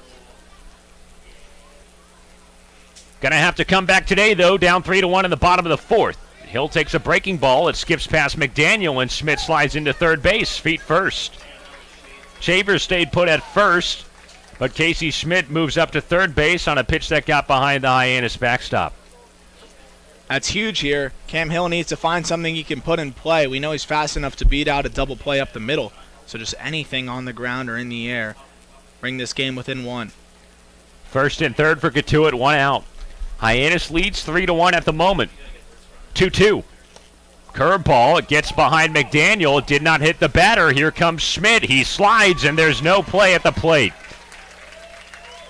Schmitt scores on a wild pitch, and now it's a 3-2 ball game. Kettleers back within 1. It looked like Cam Hill was about to tell the home plate umpire, Larry Rosenberg, hey, that hit me. But once he saw Casey Schmitt coming home, figured, well, we'll take the run there, and he didn't say anything else after Casey Schmitt scored. I guess he decided it's not worth it to plead his case. Schmitt came waddling on home, a little hindered still from taking that hard ground ball back in the first inning at third base. He was able to slide in, though. McCullum's throw was way high and outside. Chavers moves up to second base, 1 out. And now a 3-2 pitch to Hill. Fastball sliced away foul on the left side. Still 3-2. Hyannis 3 and Cotuit 2 on the scoreboard. Probably scored that one a pass ball. It was high and McDaniel wasn't able to snag it. Regardless, a high and tight curveball gives the Kettleers their second run of the game to pull back within 1. Chavers off second, shaded by Westburg. McCullum at the belt. Looks back that way, now to the plate. Payoff pitch, fastball, just a little low below the knees, and Cam Hill works a walk.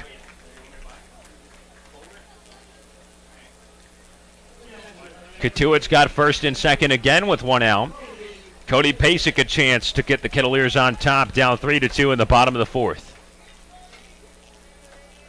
Pasek's 0 for 1. He grounded out to short back in the second inning. Time called, and Chad Gassman comes out of the dugout. He senses the danger, and he needs to pull the ball away from his right-hander and Tommy McCullum. We'll be right back in just a moment. A new pitcher set to come out for Hyannis. Kettleers only down by 1, 3-2. 2 on with 1 out in the bottom of the 4th. Be back after this break on the Cape Cod Baseball Network.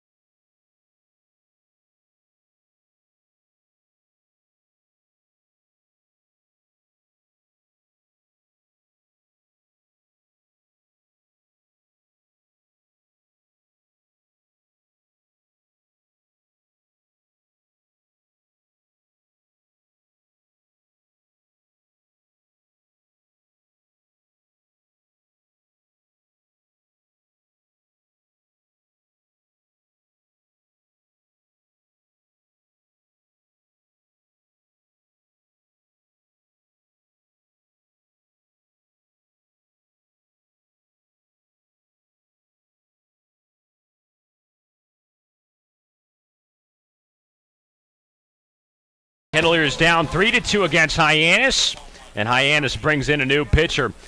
It's a lefty from the bullpen, Trevor DeSantolo from the University of Maine, a native of Bangor, Maine, 6 foot 95 pounds rather. 0-1 with an 18.89 ERA. It's his 4th appearance on the year. He's just tossed 3 1/3 innings. He struck out 4, walked 1, and given up 11 hits. He's given up 7 runs in his 3 outings so far. Cody Pasic's the batter from the left side, 0 for 1 today with a ground out to short. 3-2 Hyannis. Both runners skip off. Hill on first, Chavers on second. DeSantolo to the plate. Curveball down and away. 1 ball and no strikes on Pasic. So that's it for Tommy McCullum. He goes 3 1/3, allowing 2 runs on 3 hits so far. He is responsible for both runners on, and Chavers and Hill, both of them walked. Westburg shades. Chavers the lead runner. He skips off second. DeSantolo holds at the belt. Stands straight up. Now the 1-0. Fastball runs outside. 2 balls and no strikes on the all-star Pasic. Cloudy skies at Lowell Park. Wind's blowing out a little bit. Cody has not hit a home run so far this year. 5 ribbies. Had the off day yesterday and went 0 for 3 with a walk on Monday at Bourne. Leg lift in the 2-0. Fastball skied to straightaway center field. Jordan has a beat and now comes in a few steps for it. He's got it for out number 2. Pasic gets under one. DeSantolo retires the first batter that he faces out of the pen. 2 down with 2 on in the bottom of the 4th. Cotuit still down by a run, 3-2 with Robbie Martin at the plate.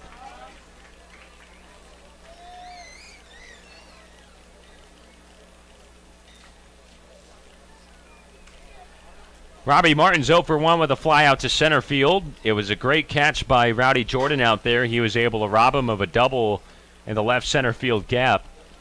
That was back in the 3rd inning. A couple batters before Gonzales bashed out the home run to right field. Breaking ball in there for a strike. Martin takes a strike. He's just 2 for his first 13 with the Kettleers. Limited action for the sophomore from Florida State. Hill leads off at first. Nobody holding on. Chavers on second. Westburg backs off. DeSantolo the 0-1. Fastball just misses the inside corner. 1 ball and 1 strike on Martin. Hyannis posted up a 3 spot in the 2nd off Reed Johnston. Cotuit has answered with 2 of their own. A home run from Gonzales back in the 3rd. And Schmitt scored on a pass ball in this inning. 1-1, wave and a miss on a changeup. Martin's down in the count, 1 ball and 2 strikes. Cotuit seeking a clinching victory in the Patriot Cup Series this afternoon. Would make it 8 wins over Hyannis in that rivalry series in the last 9 seasons. DeSantolo ready at the belt. Both runners skip off. Nobody holding. 1-2 fastball in the dirt. Scooped up by McDaniel. 2-2.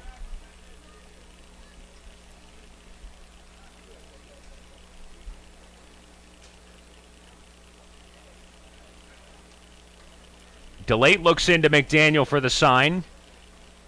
Martin trying to protect. 2 on with 2 outs. 2-2. Fastball zips down and away. Full count now. Robbie Martin has had a lot of limited action at the plate. If you're him in this 3-2 count, what are you hunting for? Fastball. If he can spot up that curveball for a strike, tip your cap. He was all over a fastball in his first at-bat. He shows that he can jump on it. Runners will be on the move. I'll trust the fact that he won't spot up that curve. 3-2 Hyannis in the bottom of 4. 3-2 count with 2 on and 2 out. And DeSantolo spins back towards second to check on Chavers. Nobody holding on. Infield plays back for Hyannis. Cotuit's chip back with 1 run here in this frame. They got McCullum out of the game and have gotten into the bullpen. Hill and Chavers lengthy leads at first and second. There they go. 3-2 breaker just below the knees. Ball 4 to Martin, and the bases are loaded for Cotuit. Great job there by Martin. Looked like he was sitting fastball there. The curveball came and he laid off of it. He wasn't able to spot it up. And now the bases are loaded, like you said, Sam, and an opportunity to tie this up. And Ovi's been clutch. Adam Oviedo has been clutch this season. Went 0 for 4 with a strike. Cotuit trails 3-2. Bases loaded, 2 outs. First pitch from DeSantolo. A fastball right down the pipe for strike 1. It's Martin on first after the walk. Third walk issued by Hyannis in this inning. Hill on second, and Chambers on third. Infield plays back. 3-2 Hyannis with 2 outs in the bottom of the fourth inning. 0-1 to Oviedo. Fastball tapped right in front of the mound. Jumping pick by DeLate, and he throws over to first for out number 3. Cotuit unable to tie it or at least take the lead here in the bottom of the fourth inning. The Kettleers do get one back, though, on 1 hit. No errors and 3 men left on base. We have played for complete at Lowell Park. Arm's got the play-by-play on the other side of this break. Hyannis leads Cotuit 3-2. This is Patriot Cup Baseball on the Cape Cod Baseball Network.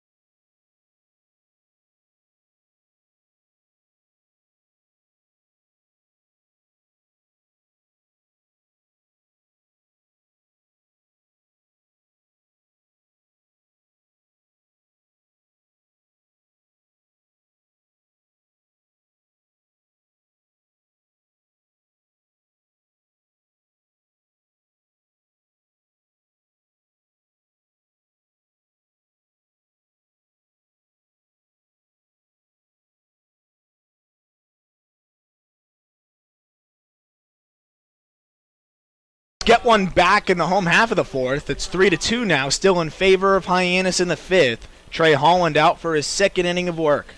He faces the middle of the order. It's Trevor Hauver, Ian Fair, and Jackson Olsen. 4, 5, 6. The first pitch from the southpaw misses inside. Lefty-lefty matchup here. Ian Fair's 1 for 2. He singled. He was gunned down at home plate trying to score on a single to right field. He was waved around third, and a good throw by Robinson to get him out at home. Ground ball over to Nick Gonzales. Throw over to first, out number 1.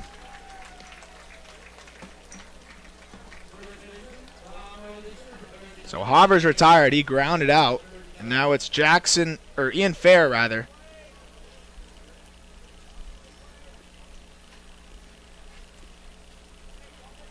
Ian Fair, the first baseman. He bats from the right side. The pitch. Change up misses low. Ball 1.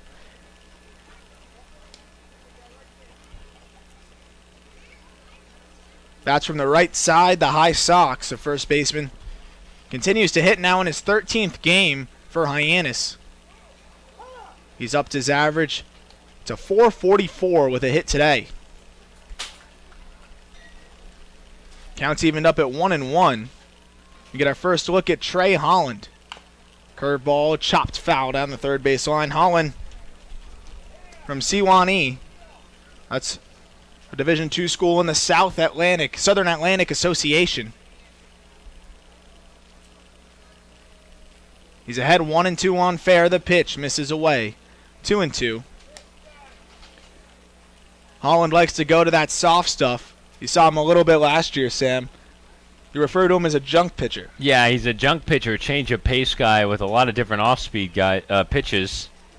And he's the perfect guy to put in after Johnston started off this game and gave up the 8 hits against this Hyannis lineup that just seemed to see the ball really well out of his hand. They saw the ball great out of his hand, Sam, and it was a lot of the fastballs that they jumped on. So as you said, quite the opposite now, a left-hander who throws a lot of off-speed. We'll see what he goes to. Evened up at 2-2 on Ian Fair. That's a line drive out into left center, a base hit. Cam Hill scoops it up and throws it into the infield before Fair could try and push it to 2. He gave it a thought with a big turnaround first, but retreats. And 1 out single here for Ian Fair will bring up Jackson Olsen. That's interesting. Cotuit went with the shift on the infield again, shifting 3 over to the left side with Gonzales playing straight behind second base. And even against a right-handed batter, he hits it too high on that pull side and drives it into the gap for a single. As you mentioned, Sam, we haven't seen the shift for right-handed hitters as frequently as left-handed hitters. It seems like just about every left-handed hitter that comes up, Coach Roberts has some sort of shift on. They vary in how big the shifts are as he swings through a 69-mile-an-hour curveball. That's Jackson Olson. Olson's 1 for 2. He singled in the third, struck out swinging in the second. Another lefty-lefty matchup here. The 0-1, another curveball, swing and a miss. It's 0-2. And that's a Chris Holcomb type of curveball there, Sam. 69 on the gun. Yeah, that's about as slow as she will go, and Trey Holland will definitely dial it down a couple of ticks on his velocity and fool you with a lot of great break and movement. The 0-2. This time he goes to a fastball, but it's flared out in the left field. A base hit the other way. Back-to-back singles here with 1 out. And that's the 10th hit of the ball game already for Hyannis with 1 away here in the 5th. That was the other thing. Kind of thought this might be a trap game for Cotuit, given that Hyannis is on a 4-game losing streak. They've had tough times all season long. They're due to steal 1 away in this Patriot Cup Series, and the Kettleers do not lose on the road against Hyannis. They're 5-0 in their last road games against the Harbor Hawks, but last year the Harbor Hawks were able to sneak a couple away from the Kettleers at Lowell Park, and right now they've been able to hit the ball just around every part of the field. Well, they're threatening to give themselves a better chance here to steal 1 at Lowell Park. They only lead by 1, but they have runners on first and second for the switch hitter Chad McDaniel, who's 2 for 2 from the left side today. Now his first at-bat from the right side. First pitch, curveball, blocked by Pasek in the dirt, 1-0. McDaniel lined a pair of singles into right field. He's done a good job behind the dish today as well. The 1-0. Misses away, 2-0. Pasek tried to bring that one back on the outside corner. McDaniel's upped his average to 243. On deck is Rowdey Jordan.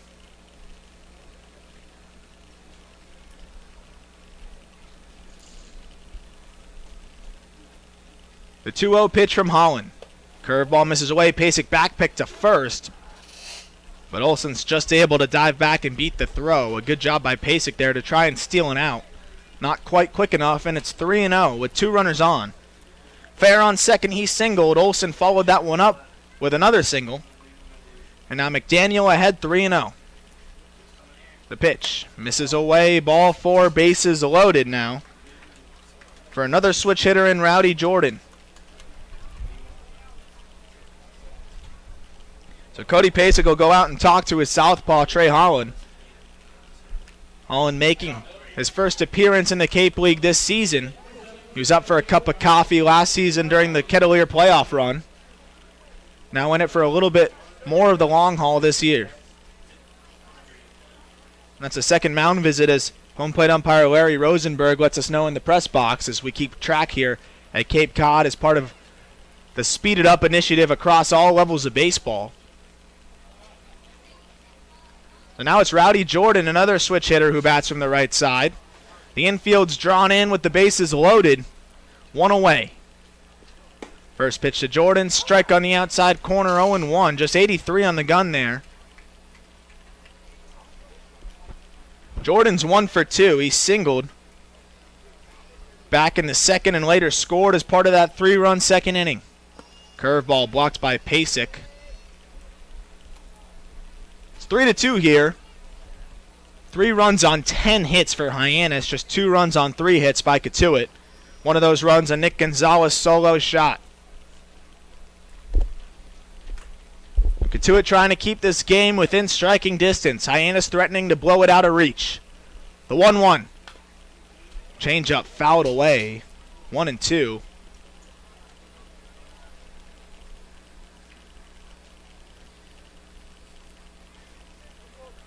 Rowdey Jordan trying to find something he can poke into the outfield, or at least through the infield that's drawn in. All 4 infielders play on the grass. Nick Gonzales shaded up the middle. Change up, bounces, short hops Pasek. He gets to the backstop. That'll be a run. Scoring is Ian Fair. And advancing to second and third are Jackson Olsen and Chad McDaniel. Kettleers and Hyannis swap a couple of runs now on pitches that get away from the catcher. Cotuit got one in the bottom of the fourth, scoring Casey Schmitt on a pass ball, and that time Pasek just unable to keep a breaking ball in front, and it spiked all the way high on top of the backstop. So a big insurance run there. It's 4-2 now. And it's 2-2 to Rowdey Jordan. Fastball misses away, full at 3-2. Infield stays where they were. Only difference now is there's no force at home. Nick Gonzales still up the middle. Matt Mervis shades a little bit towards his right by the second base area, about 20 feet away from first base. The 3-2 curveball, swing and a miss, blocked by Pasek. He checks on third, but he's able to tag him before he could run up the line for out number 2. A big out there for Trey Holland and the Kettleers.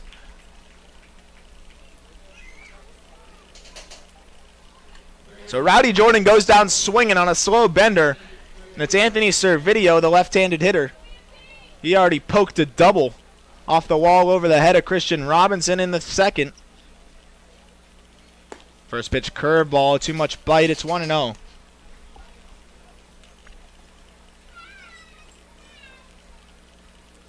Servideo bats from the left side. This curveball is a strike. 1-1.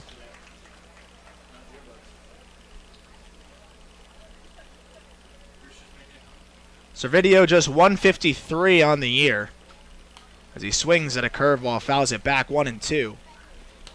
Just 11 for 72 in his 23 games with Hyannis. 14 walks as opposed to 26 punch-outs. Holland trying to make it 27. The curveball misses inside. 2-2.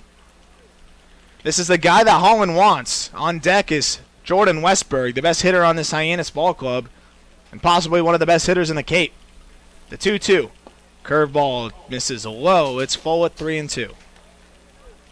This is the pitch right here. If you get this pitch and win the battle, you keep it at a 2-run game. Hyannis turns another couple base runners in scoring position.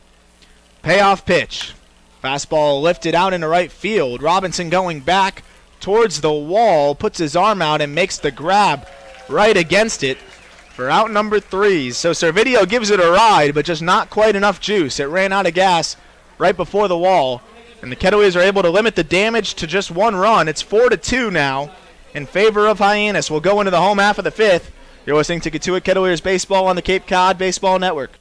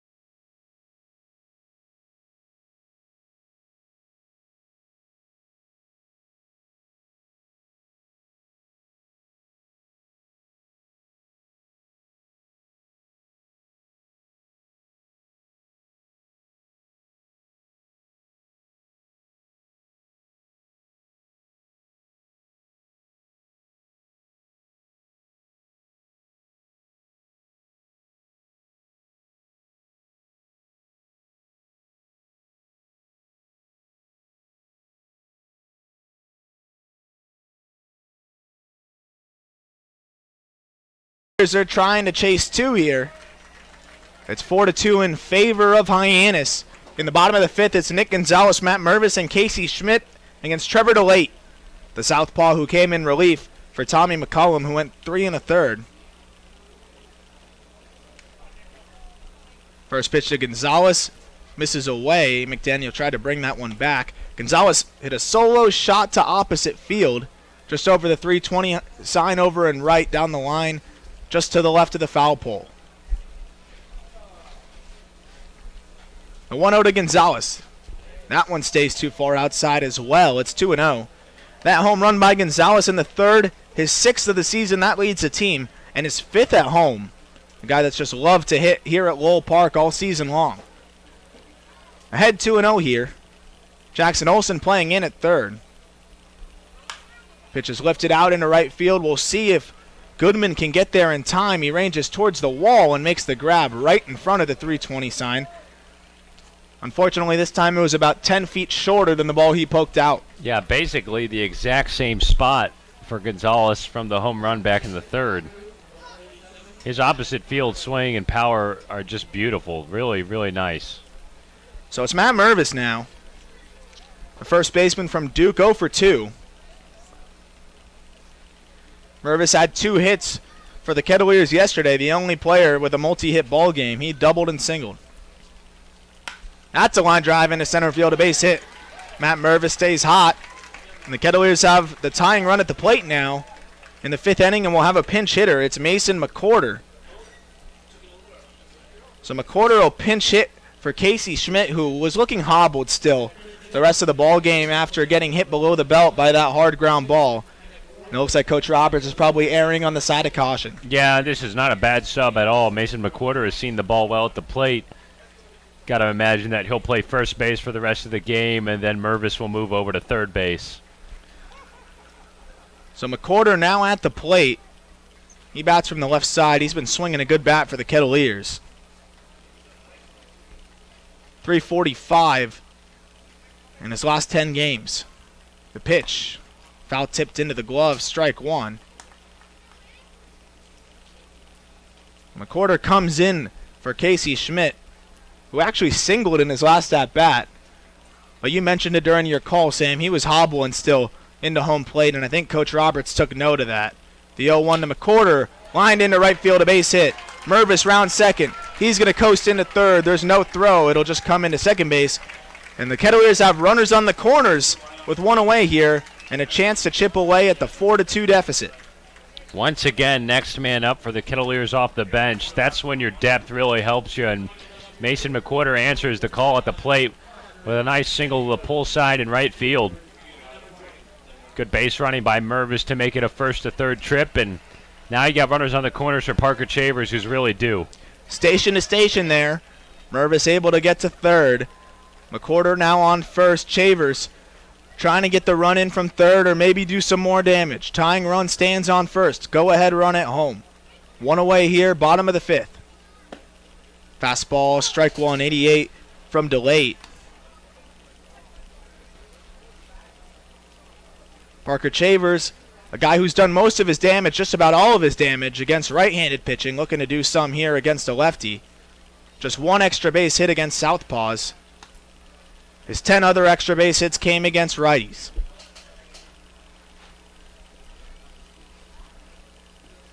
Infield plays back. They'll go for the double play here with 1 out. Chavers, a guy who can move up the line. The 0-1 in the dirt, 1-1. Good block there by McDaniels. Chavers is 0 for 1. He struck out in the 1st, walked in the 4th.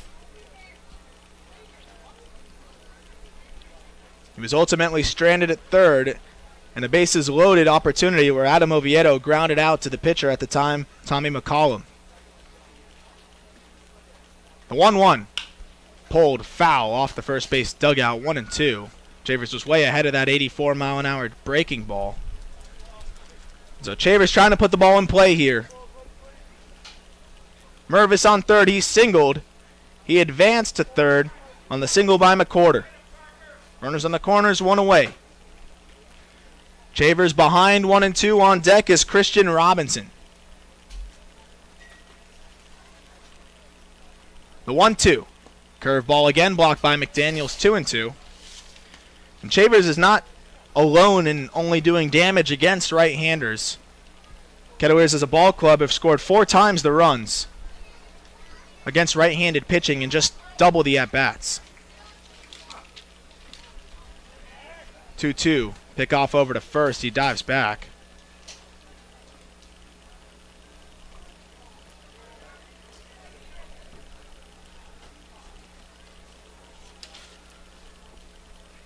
We wait the 2-2 again to Parker Chavers.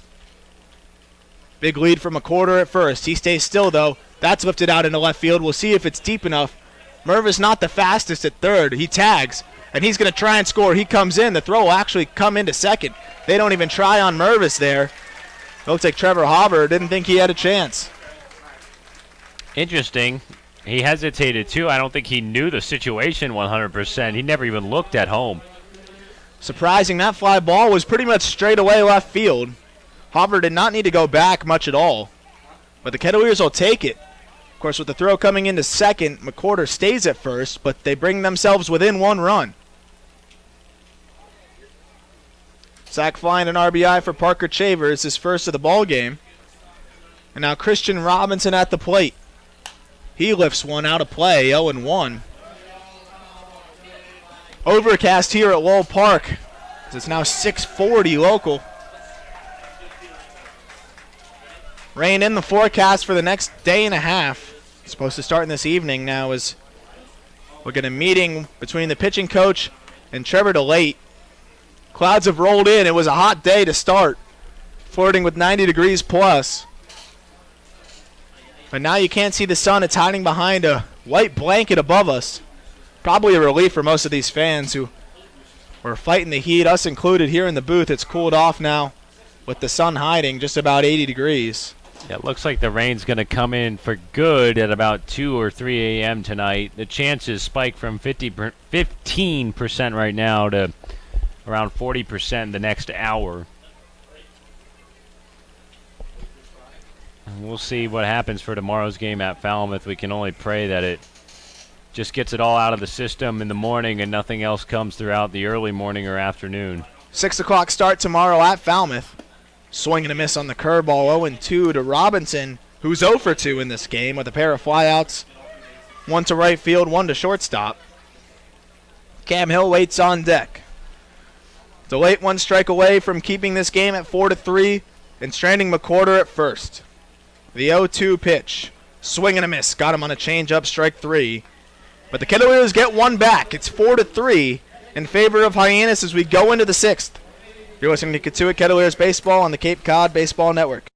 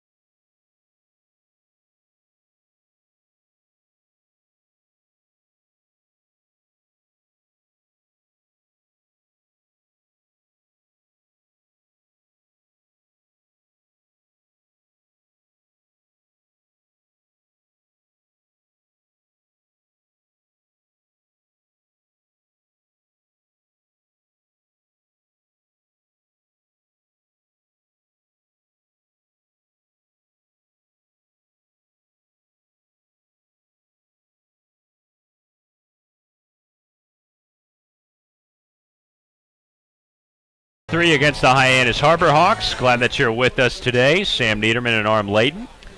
Hyannis back at the plate with the top of their order for the top of the 6th inning. Jordan Westburg, Jared DeSantolo, and then Hunter Goodman.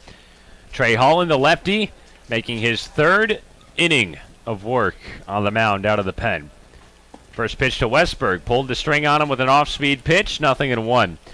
Kettleers got one back in the bottom of the 5th inning, an RBI sac fly by Parker Chavers to plate Matt Mervis. It's 4-3 in the 6th. 4 runs on 10 hits for Hyannis. Holland to the plate, breaking ball chopped over to short. Oviedo gloves it, throws, and makes the play by a step for out number 1.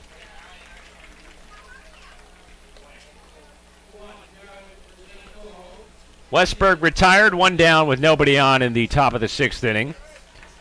Couple of defensive arrangements on the infield now for the Kettleers. Mason McWhorter entered the game. He is now at first base. A sub for Casey Schmitt, who has exited the game. Matt Mervis moves over to third. Here's Jared DeSantolo, and he takes a curveball on the inner half of the plate for a strike. Mervis plays in on third base and shades right into the middle of the left side of the infield. Oviedo up the middle at short. 0-1, breaking ball jacked out to deep right. Jared DeSantolo kisses it goodbye into the trees. He knew it right off the bat, and he gets Hyannis back in front by 2 runs again. It's 5-3 Harbor Hawks with 1 out in the 6th. Seems like every time the Kettleers creep back, Hyannis just pushes them a little further away, and DeSantolo shows why he's an all-star there. Just jumps all over that fastball and crushes it way out there to right field. DeSantolo jumps on his 2nd home run of the season. It's his 2nd hit of this game. A solo shot to deep right field. He knew it right off the bat, getting a hanging curveball. And that makes it 5-3 Hyannis in the top of the 6th. 1 out with the bases empty. Here's Hunter Goodman. 0 for 3, fly out to right field back in the 4th. First pitch swinging. He waves past a curveball, 0-1. Overcast skies at Lowell Park right now. We were talking to you about the weather earlier. Little hazy now, just along the tree line back there. It looks a little more foggy-esque, even though it looks like we're fine. Just a little darker, though, without the lights here at LP. 1-1 to Goodman. Curved on the ground, foul on the third base side. 1-2. Hyannis raced out to a 3-0 lead with a 3-run second on Reed Johnston. Cotuit got 1 back with a solo home run from Gonzales in the 3rd. 1 more in the 4th, scoring on a pass ball. But Hyannis got 1 in the 5th. They scored on a pass ball of their own. They've got another one here in the 6th.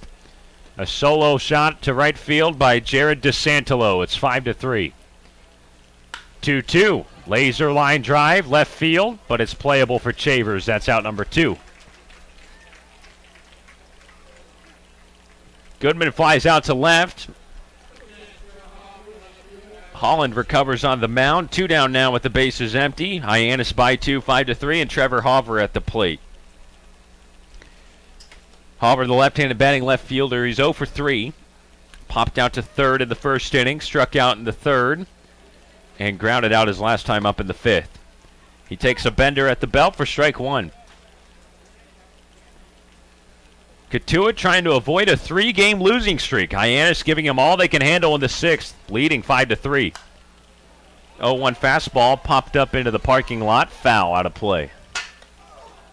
Looks like it hit something back there, at least sounded like it hit something.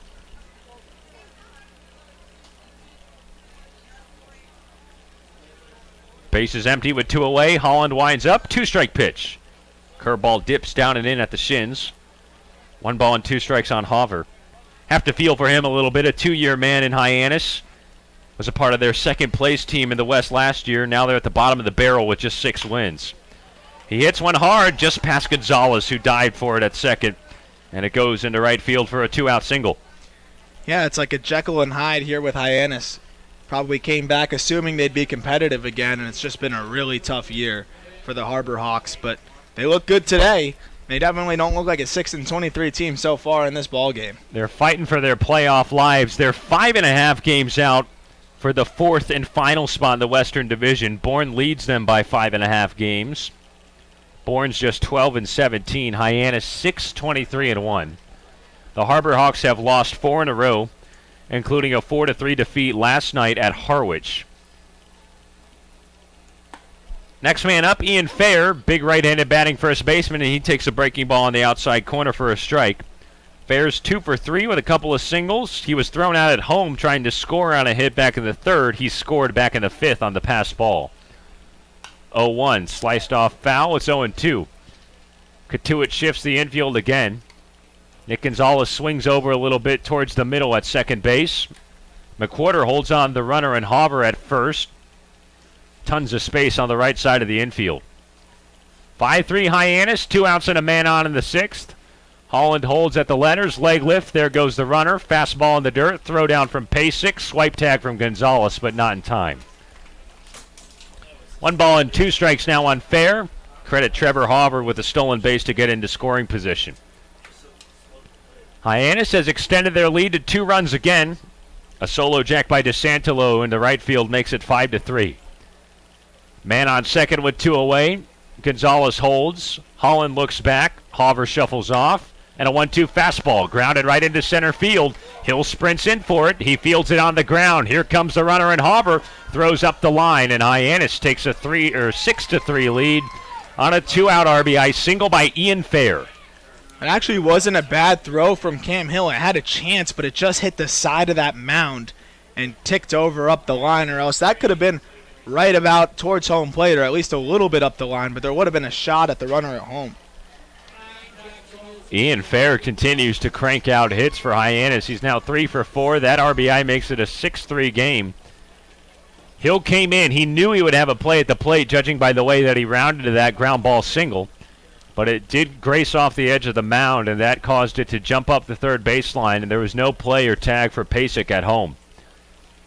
So Hyannis with 2 runs here in this visiting half of the 6th inning. It's 6-3. Man on first with 2 away. And the first pitch to Jackson Olsen. Popped up into left field. Chavers steps in a few times. He gloves it for out number 3. Hyannis extends their lead at 6-3, heading into the bottom of the 6th. 2 runs on 3 hits. No errors and 1 man left on base. Cotuit at the plate when we return. It's just Cotuit Cavaliers baseball on the Cape Cod Baseball Network.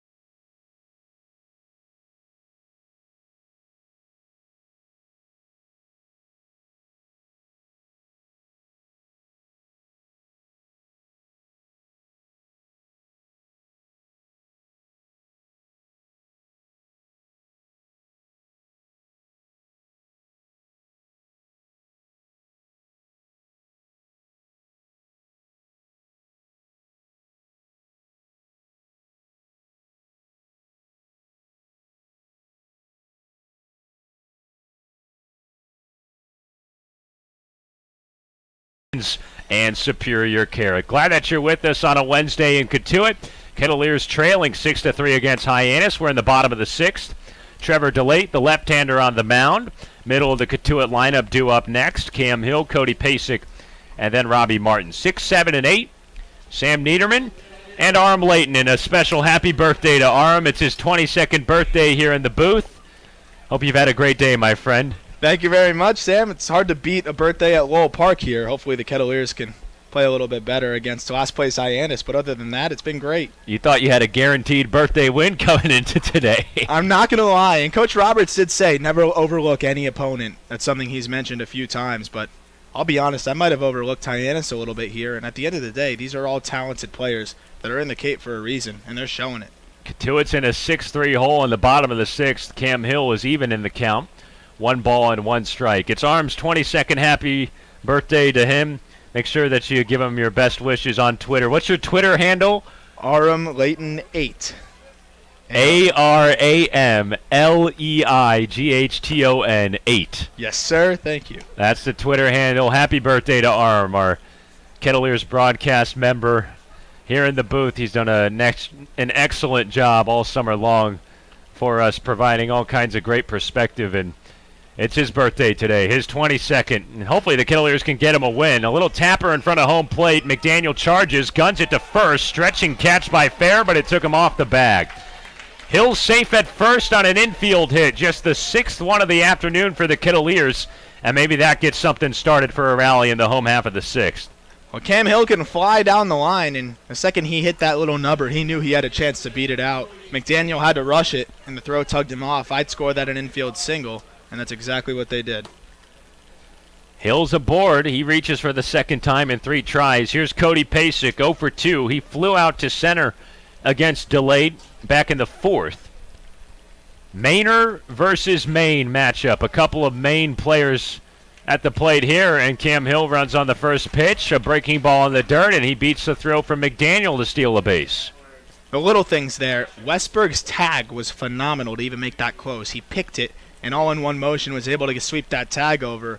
And he almost got Cam Hill on a throw that looked like it had no chance. Westburg is just so talented out there. One of those guys that you could see really projecting to the big league level. It was a close play, but Hill was able to beat it. 1-0 home, outside to Pasek. 2 balls and no strikes. Pasek, a catcher at the University of Maine. It's Delayed, a left-hander at the University of Maine, a native of Bangor, Maine. Pasek playing on his home turf here in Cotuit. It's got to be a fun little rivalry matchup for them. I'm sure they'll talk about once they get back to campus in Orono in the fall. 2-1 breaking ball. It just misses on the outside corner. It's actually called for a strike. It's 2-1. In another situation, we saw it with Duke on Duke, with Mervis versus Rothenberg, a catcher versus their pitcher. Who, if anyone's going to know what their pitcher throws, it's going to be the catcher that handles them all spring. We'll see if it gives Pasek any kind of advantage. He's got a chance here with a man on second and nobody out, and he checks one off foul. A fastball on the left side to even up the count. 2 balls and 2 strikes. Cam Hill led things off with an infield hit. He moved up to second base with a steal. Nobody out. Bottom of the 6th inning. Cotuit is down 6-3 against the lowly Hyannis Harbor Hawks. Westburg shades the runner at second. Olsen plays towards third. Straight up on the right side of the infield. 2-2. Breaking ball, check swing by Pasek, and he did go around according to the home plate umpire Larry Rosenberg. Delay gets the better of his main teammate. That's a strikeout and out number 1 in the 6th. Tough spot there. Pasek needed to put something in play on the right side as a left-handed hitter. Get the runner to third for Robbie Martin, a guy who can flick it into the outfield with no problem. Now Martin has to look for something he can drive for a base hit. Her percentages go down a lot with a runner on second, 1 out, versus a runner on third, 1 out. Martin's 0 for 1 with a walk his last time up in the 4th. Leg lift in the first pitch home. Breaking ball outside, 1 ball and no strikes. 6-3 Hyannis in a surprising game, bottom of the 6th inning. Man on second for the Cavaliers and 1 out. Hyannis tacked on 2 more in the top half of this inning. Jared DeSantolo took it deep. A solo home run to right. And then another run scored on an RBI single from Ian Fair. 1-0. Martin looks at a fastball on the outside corner. 1 ball and 1 strike. We were mentioning Hyannis' struggles in the last half inning. The Harbor Hawks have gone below 500 in the Cape League 5 times since 2010. They're en route to their 6th season sub 500 in this decade. Hill sliding off second, back pick by DeLate to try and tag him. Westburg swung in there at the last second to cover the base. Hill was going way out there on his lead, and I don't think he realized that there was a backdoor cover. He was trying to swipe third there. He knows how important it is to get to third base with just 1 out. And he thought he might be able to get an early break on the pitcher DeLate, who wasn't looking at him. But last second he did. 1-1. Martin grounds 1 foul on the right side, 1-2. You mentioned Westburg's glove work, trying to tag Hill on the last steal from Hill to get into scoring position. That time, some nifty coverage on second base and a good delayed spin by DeLate, maybe a little too delayed. He had no idea the runner was hanging out halfway in between second and third there. 6-3 Hyannis in the home half of 6, 1-2 to Martin. Wild fastball high and outside, 2-2. Hill with plenty of dirt on his white home uniform. He paces off second base. Westburg shades right behind him.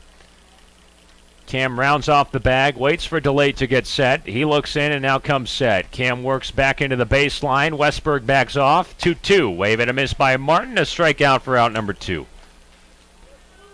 And I can't remember the last game we've seen Cam Hill with a clean jersey. He's just such a gritty player. He's always diving around, and I don't think I've ever seen his Kettleer jersey not covered in clay or dirt or grass or something along those lines. He is a dirt dog, as they like to say. Definitely a grinder. He's still on second with 2 away. Hyannis backs off and sets the defense at normal depth on the infield. Adam Oviedo next up, 0 for 2 with a ground out to the pitcher back in the 4th. First pitch curveball from DeLate, low and away, 1 ball and no strikes. Reed Johnston touched up in 3 innings of work. He gave up all 3 runs in his inning back in the 2nd. Hyannis has added 3 more since. 2 runs in the top of this 6th, sparked by the DeSantolo solo home run. Kettleers down 6-3 in the bottom of the 6th. Tommy McCullum worked 3 1/3, only allowing 2 runs for Hyannis in his start.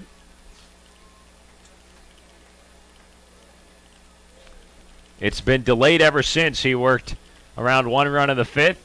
Trying to finish off this 6th, scoreless here, and he gets a curveball on the outside corner. 1-1 on Oviedo. Cam Hill led off the inning with an infield hit in front of the home plate. Stole second. Next 2 batters in Pasek and Martin struck out swinging. It's getting dark at Lowell Park. Cloudy skies overhead. Here's a 1-1. Fastball fouled back directly to the backstop. Oviedo in a 1-2 hole. Mike Roberts in the third base box, pacing back down towards his dugout, says, "Come on, Adam, here we go, buddy." 6 runs on 13 hits and no errors for Hyannis. 3 runs on 6 hits and 1 error for Cotuit.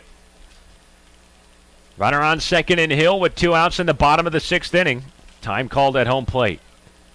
Nick Gonzales would represent the tying run. He's on deck. Wonder if we'll be able to get a full 9 innings for this one tonight. We have already played the necessary 5 innings to make it a complete and official ball game. DeLate's ready out of the stretch. Leg lift in the 1-2. Wild fastball high and away. 2-2 on Oviedo. The thing is, we're well ahead of the sunset still. It's just the clouds. So if the clouds are able to break up, we might have a shot. But right now it doesn't look like there's any hope for that. It's just an overcast sky to infinity. No sign of any breakthrough anywhere. Hill off second, nobody holds. 2 outs, 2-2. Breaking ball dips just outside. 3 balls and 2 strikes on Oviedo. There's activity in the Kettleer bullpen. Beckway was stretching and tossing earlier, although that might have just been practice work. Saw Bo Hofstra also stretching and tossing. It is Beckway actually throwing down there. Kettleer is down 6-3, home half of 6. Man on second, 3-2. Fouled away on the right side, and Oviedo stays alive. Cotuit has beaten Hyannis in 3 ball games and 3 tries so far this season. A win today would mean another Patriot Cup staying home in the village of Cotuit.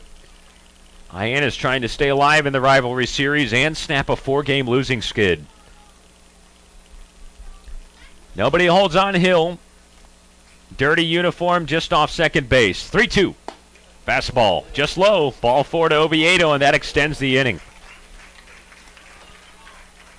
Adam Oviedo works a 2-out walk. He's aboard at first. Hill still on second. Nick Gonzales gets a crack at it here, representing the tying run in the home half of the 6th. Well, this is what you want here. This is your chance. Like we said, we don't know how many innings the Kettleers can go, so got to make the most of this, and this is who you want with the tying run at the plate. Nick Gonzales has collected 2 of the Kettleers' 6 hits so far in the afternoon. A single in the 1st, a solo home run in the 3rd, and a fly out to almost the exact same spot he hit that home run in right field back in the 5th. 2 on for him with 2 outs. DeLate to the plate. Slider on the outside corner for a strike. 0-1. Gonzales bats from the right side. He's got the high socks on today. His family has been in town for the last week to watch him, and they look on from the third base grandstand. Nobody holds on either runner. Kettleers down 6-3. 0-1 breaking ball slides into the shins. 1 ball and 1 strike. Time winding down at Lowell Park. No lights at the park. Cloudy sky overhead. It's getting pretty dark. No telling how many outs the Kettleers have left to play with. The focus is now, and they're down to their final out here in the bottom of the 6th with 2 on. 1-1, fastball low at 88 miles an hour. Gonzales turned the hands on it, but did not break the plane, according to Jeff Kinney, our first base umpire. It's a hitter's count, 2 balls and 1 strike. Matt Mervis, the power-hitting corner infielder out of Duke, is on deck. 1 for 3 with a run scored. Hill led things off with an infield hit. Oviedo, the 2-out walk to keep it alive. 2-1. Fastball just misses low again. 3 balls and 1 strike. You got to figure they're going to come into Nick Gonzales here. As scary as he is of a hitter, Matt Mervis on deck already lined one up the middle, and you don't want to put the tying run on base for the 2-hitter that's been swinging a good bat. 6-3 Hyannis, bottom of the 6th, first and second with 2 away. Delayed the 3-1. The fastball, he got it on the inside corner for a strike. A delayed call by the umpire behind the plate. Nick Gonzales had already tossed his bat and was trotting down to first base. He was halfway there almost. He was getting on his horse. Larry Rosenberg took a beat to make that strike call, and now it's a full count on Gonzales with 2 on and 2 out. Gonzo resets with a couple of practice swings outside the right-handed batter's box. Hyannis looking for their first win over Cotuit this season. Kettleers trying to snap a 2-game losing streak at home. 6-3, runners on the move. Fastball lined right back up into the middle. Base hit to center. Hill comes on to score. Throw from Jordan to third. Gets away from Olsen. And a backup by DeLate to keep the runners at bay. But Nick Gonzales produces a 2-out RBI single to cut it down to 6-4 in the home half of 6.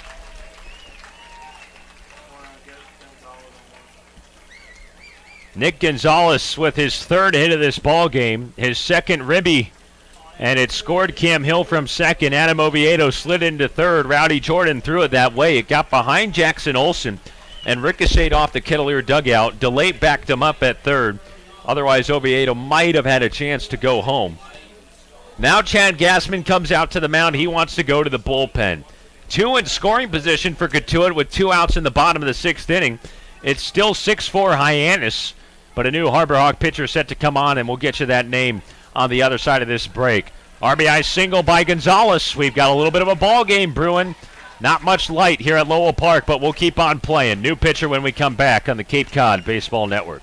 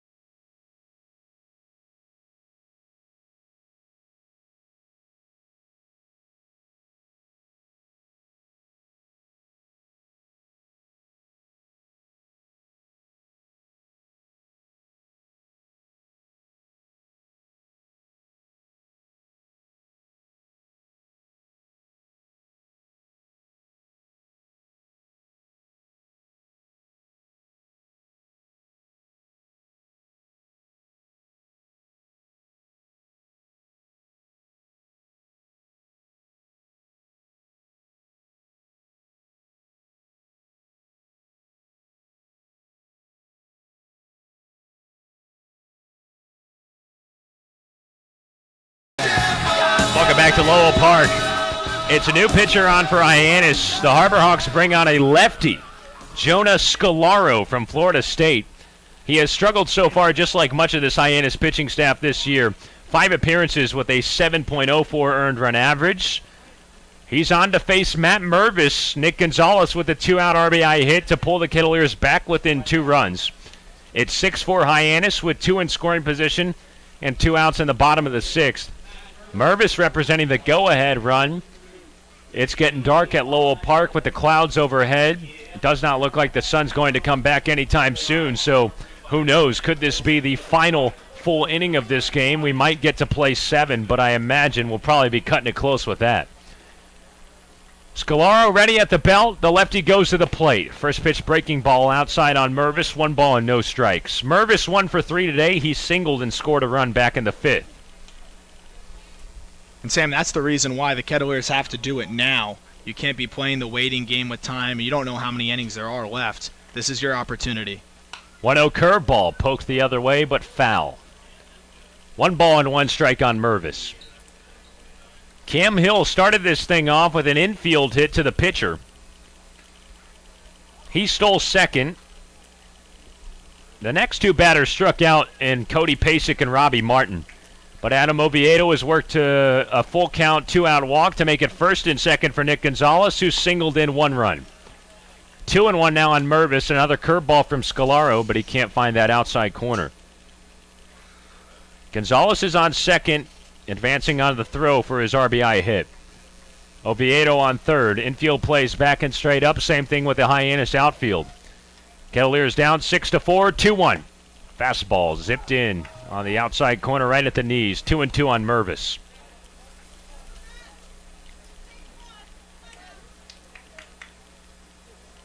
Gonzales has brought the Kettleers back within 2. Second and third with 2 outs in the home half of the 6th inning. Hyannis in front 6-4. 2 balls and 2 strikes on Mervis. Scalaro out of the bullpen. He comes set at the belt, lets it fly. Curveball, yanked foul on the right side. Still 2-2 on Mervis. Good job by Mervis there to get a piece of that. That curveball was in a great spot, and he just got enough of it, and he'll live to see another pitch. If he can get it to 3-2 here, he could get a much better pitch. Just try and stay alive here. Will it be Hyannis getting a win in this Patriot Cup Series, their first time in 4 tries? Or can the Kettleers clinch a Patriot Cup at home? 2-2 breaker. A good block by McDaniel. He kept it in front, and it's a full count on Mervis. That's huge now. The runner's on the move. A single will score Nick Gonzales, no problem. Or actually, first base is open. That's my mistake. But still big with first base open. I don't know if they want to load him up from a quarter. Mason McQuarter on deck. He came in as a substitute for Casey Schmitt back in the 5th. Second and third, 2 away. Kettleers down by 2. Scalaro's payoff. It runs inside. A fastball that missed everything. And Matt Mervis walks with first base open. The Kettleers now have the bases loaded with 2 outs in the 6th, and Mason McQuarter up at the plate indeed.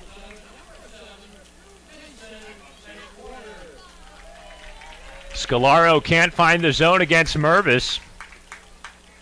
It's a walk to load up the bases for McQuarter, who's 1 for 1 today. He singled in his first time up in the 5th. 6-4 Hyannis, bottom of the 2nd with 2 outs. Scalaro out of the windup with the bases loaded.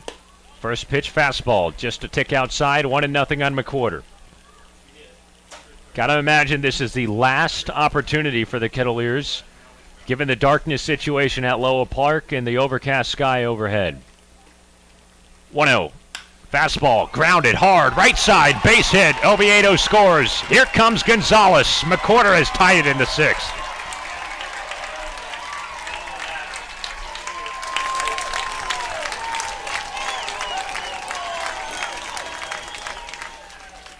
Mason McQuarter delivers a ground ball single into right field, and we are level at 6 runs apiece in the bottom of the 6th inning. The 2-out rally continues for Cotuit. McQuarter picks up his 2nd hit of the game. It's a 2-run single that plates Oviedo and Gonzales. The Kettleers fans that have hung around on the third base side, a lot of them standing up on the concourse, applauded. A lot of great cheers on that last hit. 2 on with 2 out. Here's Chavers, and he takes a curveball outside for ball 1. A new game, 6-6 ball game. Kettleers have scored 3 in the home half of this 6th inning. All of them coming home with 2 outs. Parker Chavers at the plate ahead in the count, 1-0. 0 for 1 today with a strikeout, a walk, and an RBI sac fly in the 5th. Scalaro ready at the belt. He deals. Fastball spiked down to McDaniel, and he was just able to keep it in front with his glove. 2-0.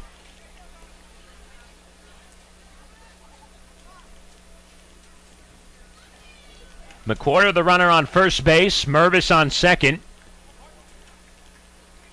Fair plays back at first. Westburg shades the runner and Mervis at second. Scalaro ready. Kicks and deals at 2-0. Fastball in there for a strike. 2 balls and a strike on Chavers. The Kettleers have rallied and have tied it here in the 6th inning. It's 6-6. Mason McQuarter, a 2-run single.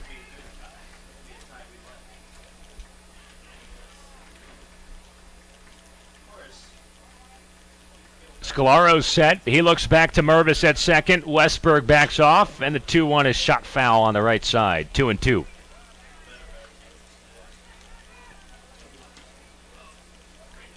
Chavers, the 8th man to come to the plate in this inning. Hill, an infield's hit, a stolen base, and a run scored. 2 straight strikeouts, but it's been a rally ever since. Oviedo walked and scored. Gonzales an RBI hit and scored. Mervis a walk, he's on second. 2-run single by McQuarter on first. Scalaro misses with a curveball in the dirt. 3-2 on Chavers now.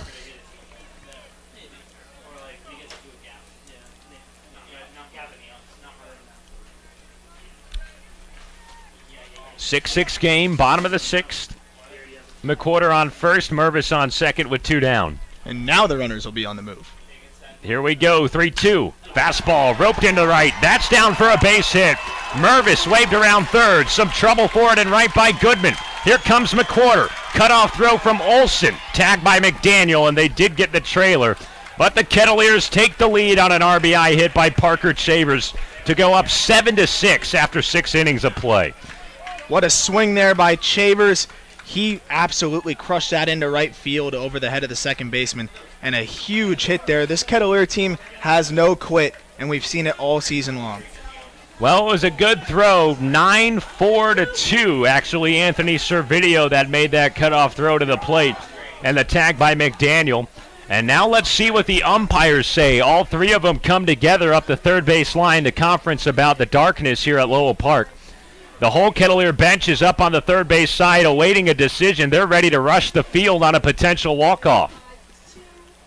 We'll keep it right here for you. The ump's talking about it. Let's see what the call is. Home plate umpire Larry Rosenberg rolls his wrist and says, let's play on. It looks like we've got at least one more inning to go. Chad Gassman takes a deep breath and now walks out to the third base coaching box. We're still playing baseball at Lowell Park, but the Kettleers are in the driver's seat for the first time this afternoon. A big 4-run 6th inning puts Cotuit on top 7-6. RBI singles by Gonzales, McQuarter, and Chavers.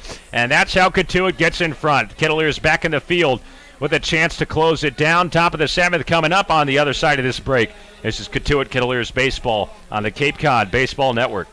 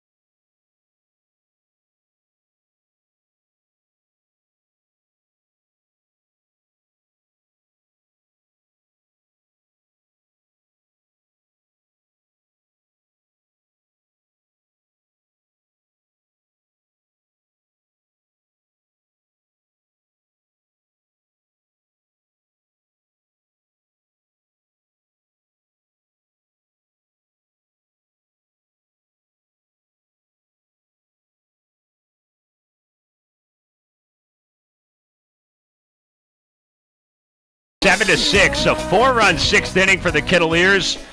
Puts the good guys on top here at home, and it's Bo Hofstra who comes on for this 7th inning of work. He relieves Trey Holland. Holland went 3 innings, allowed 3 runs on 5 hits, struck out just 1. And now it's Hyannis who's at the plate trailing for the first time today with the bottom of their order up. Chad McDaniel, Rowdey Jordan, and Anthony Servideo, 7, 8, and 9. Hofstra out of the windup. First pitch, fastball, called for a strike at the knees, 0-1. Mervis plays in at third base by a couple of steps on the grass, and he's also shaded in the middle of that left side of the infield. 0-1 from Hofstra, slider outside, 1 ball and 1 strike on McDaniel. McDaniel is 2 for 2 today, a single and a run scored in the second, a single in the third, and a walk back in the 5th. 1-1, fastball, arced into the air left field. Chavers comes in, 1 down. So what do you think, Arm? How do you think we're going to play this with the darkness? It's cloudy and dark at Lowell Park right now with no lights. The umps came together after the last inning of play. The Kettleer dugout wanted to rush onto the field as if it was a walk-off, but our home plate umpire, Larry Rosenberg, said, let's keep playing. Well, Chad Gassman, the head coach of Hyannis, thought the game should have been called before last inning, so you've got to figure how much longer can they go after this one. 1 down, base is empty. And here's Rowdey Jordan, the center fielder, 1 for 3 today with an RBI hit and a run scored in the second. He fouls one off to go behind in the count. No balls in 1 strike. Trey Holland wraps up in his Kettleers debut. He bridges the gap, and right now he's in line to be the winning pitcher for Cotuit, and Bo Hofstra at the moment could be the saving pitcher if this is the last inning. We'll see. Okay, hang on a second. Larry Rosenberg comes back, and after that pitch from Bo Hofstra, he says that's the game. This game has been called in the top of the 7th with 1 out due to darkness. The Kettleers jog onto the field to celebrate. It's a final in the books. Cotuit wins it 7-6. Just over 7 innings of play. Chad Gassman not happy with it at all. Now, all of a sudden going down to the umpires and expressing his disagreement with that call. But it counts. It's a game. It's official. And it's a Kettleers win. Cotuit 7-6 over Hyannis. And the Kettleers take the Patriot Cup here in 2019. That's a weird way to win it, but they do, and a good job by the Kettleers. We said that could be their last chance there in the 6th, and it was. And that was like a 9th inning rally right there. I think they knew their backs were against the wall, and we can't talk about it enough. The fight from this Kettleer team time and time again. It's just been so impressive. Well, that's one way to win a rivalry series. The Kettleers are Patriot Cup champs over Hyannis for their 11th time in this 16th year rivalry series, and the 8th time in the last 9 years. And it was straight domination all throughout the season, with the exception of today, a wacky one, but the Kettleers rally in the 6th and post up 4 runs. Parker Chavers, the game-winning hit. We started off the 7th with 1 out. It was Rowdey Jordan at the plate. And on the 0-1 pitch that missed low from Hofstra, Larry Rosenberg said, that's enough. That is the game. It's called due to darkness. And the Kettleers pull a rabbit out of the hat and get off their 2-game losing streak to beat Hyannis 7-6. We'll come back in just a moment, and we'll wrap this one up for good. This is Cotuit Kettleers Baseball on the Cape Cod Baseball Network.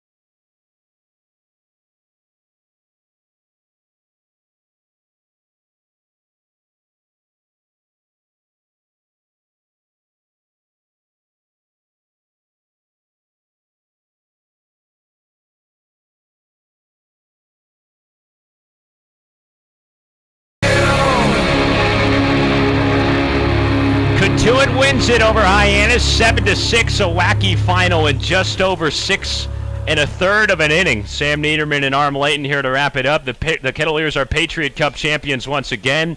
They take their 4th win in 4 tries over Hyannis. That means that Cotuit has clinched the season series and the rivalry series Patriot Cup for the 8th time in the last 9 years over Hyannis. Sam Niederman and Arm Layton with you.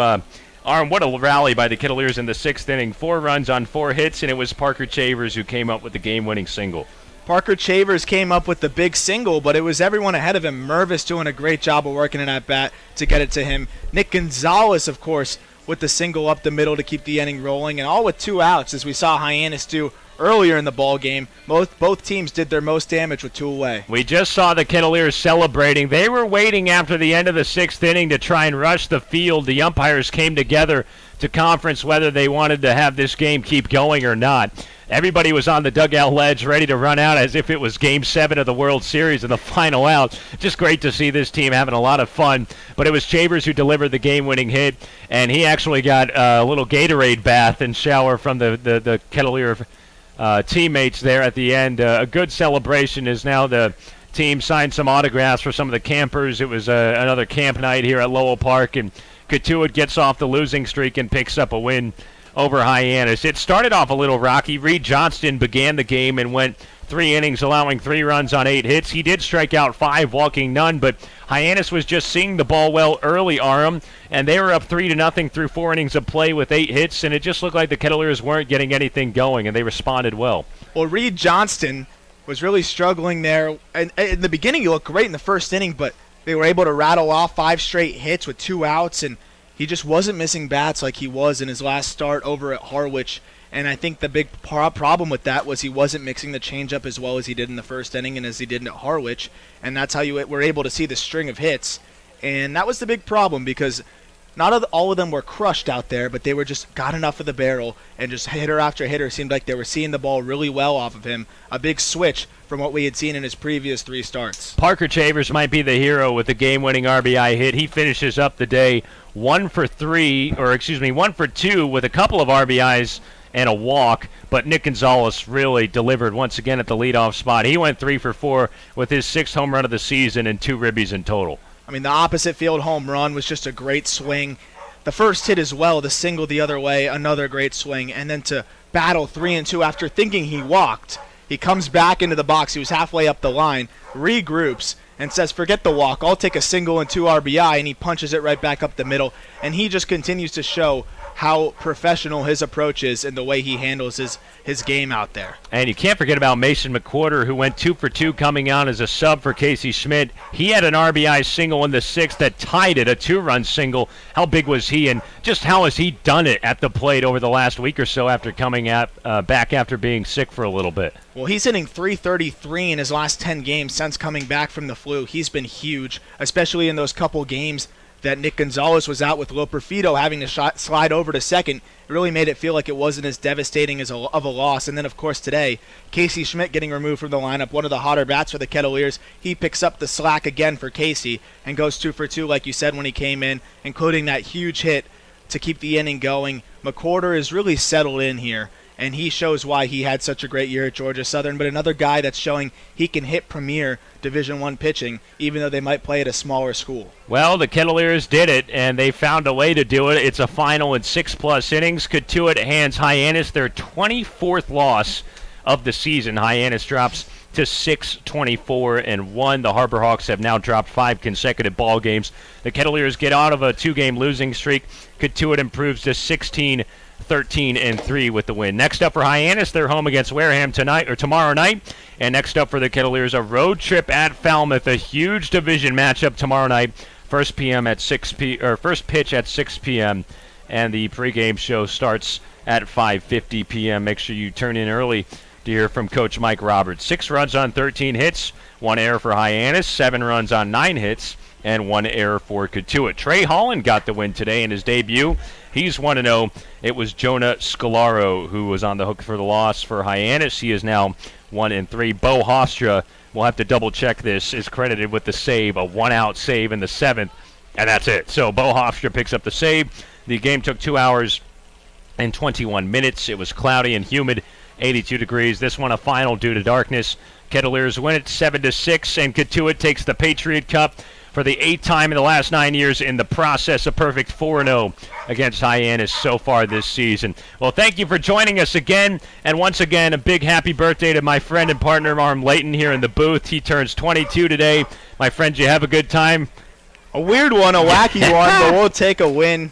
Great place to celebrate your birthday, and glad I could do it alongside you in the booth. So thank you, Sam, for the good wishes. And there's the Patriot Cup. Peter Flaherty brings it in and holds it above his head there as he walks onto the field. And like you said, Cotuit continues to dominate this Patriot matchup. It's been a dominating series. All the best to you, my friend. A big happy birthday to Aram. We'll celebrate later on tonight. Kettleers win it 7-6 over Hyannis. We will see you at Gov Fuller Field in Falmouth tomorrow.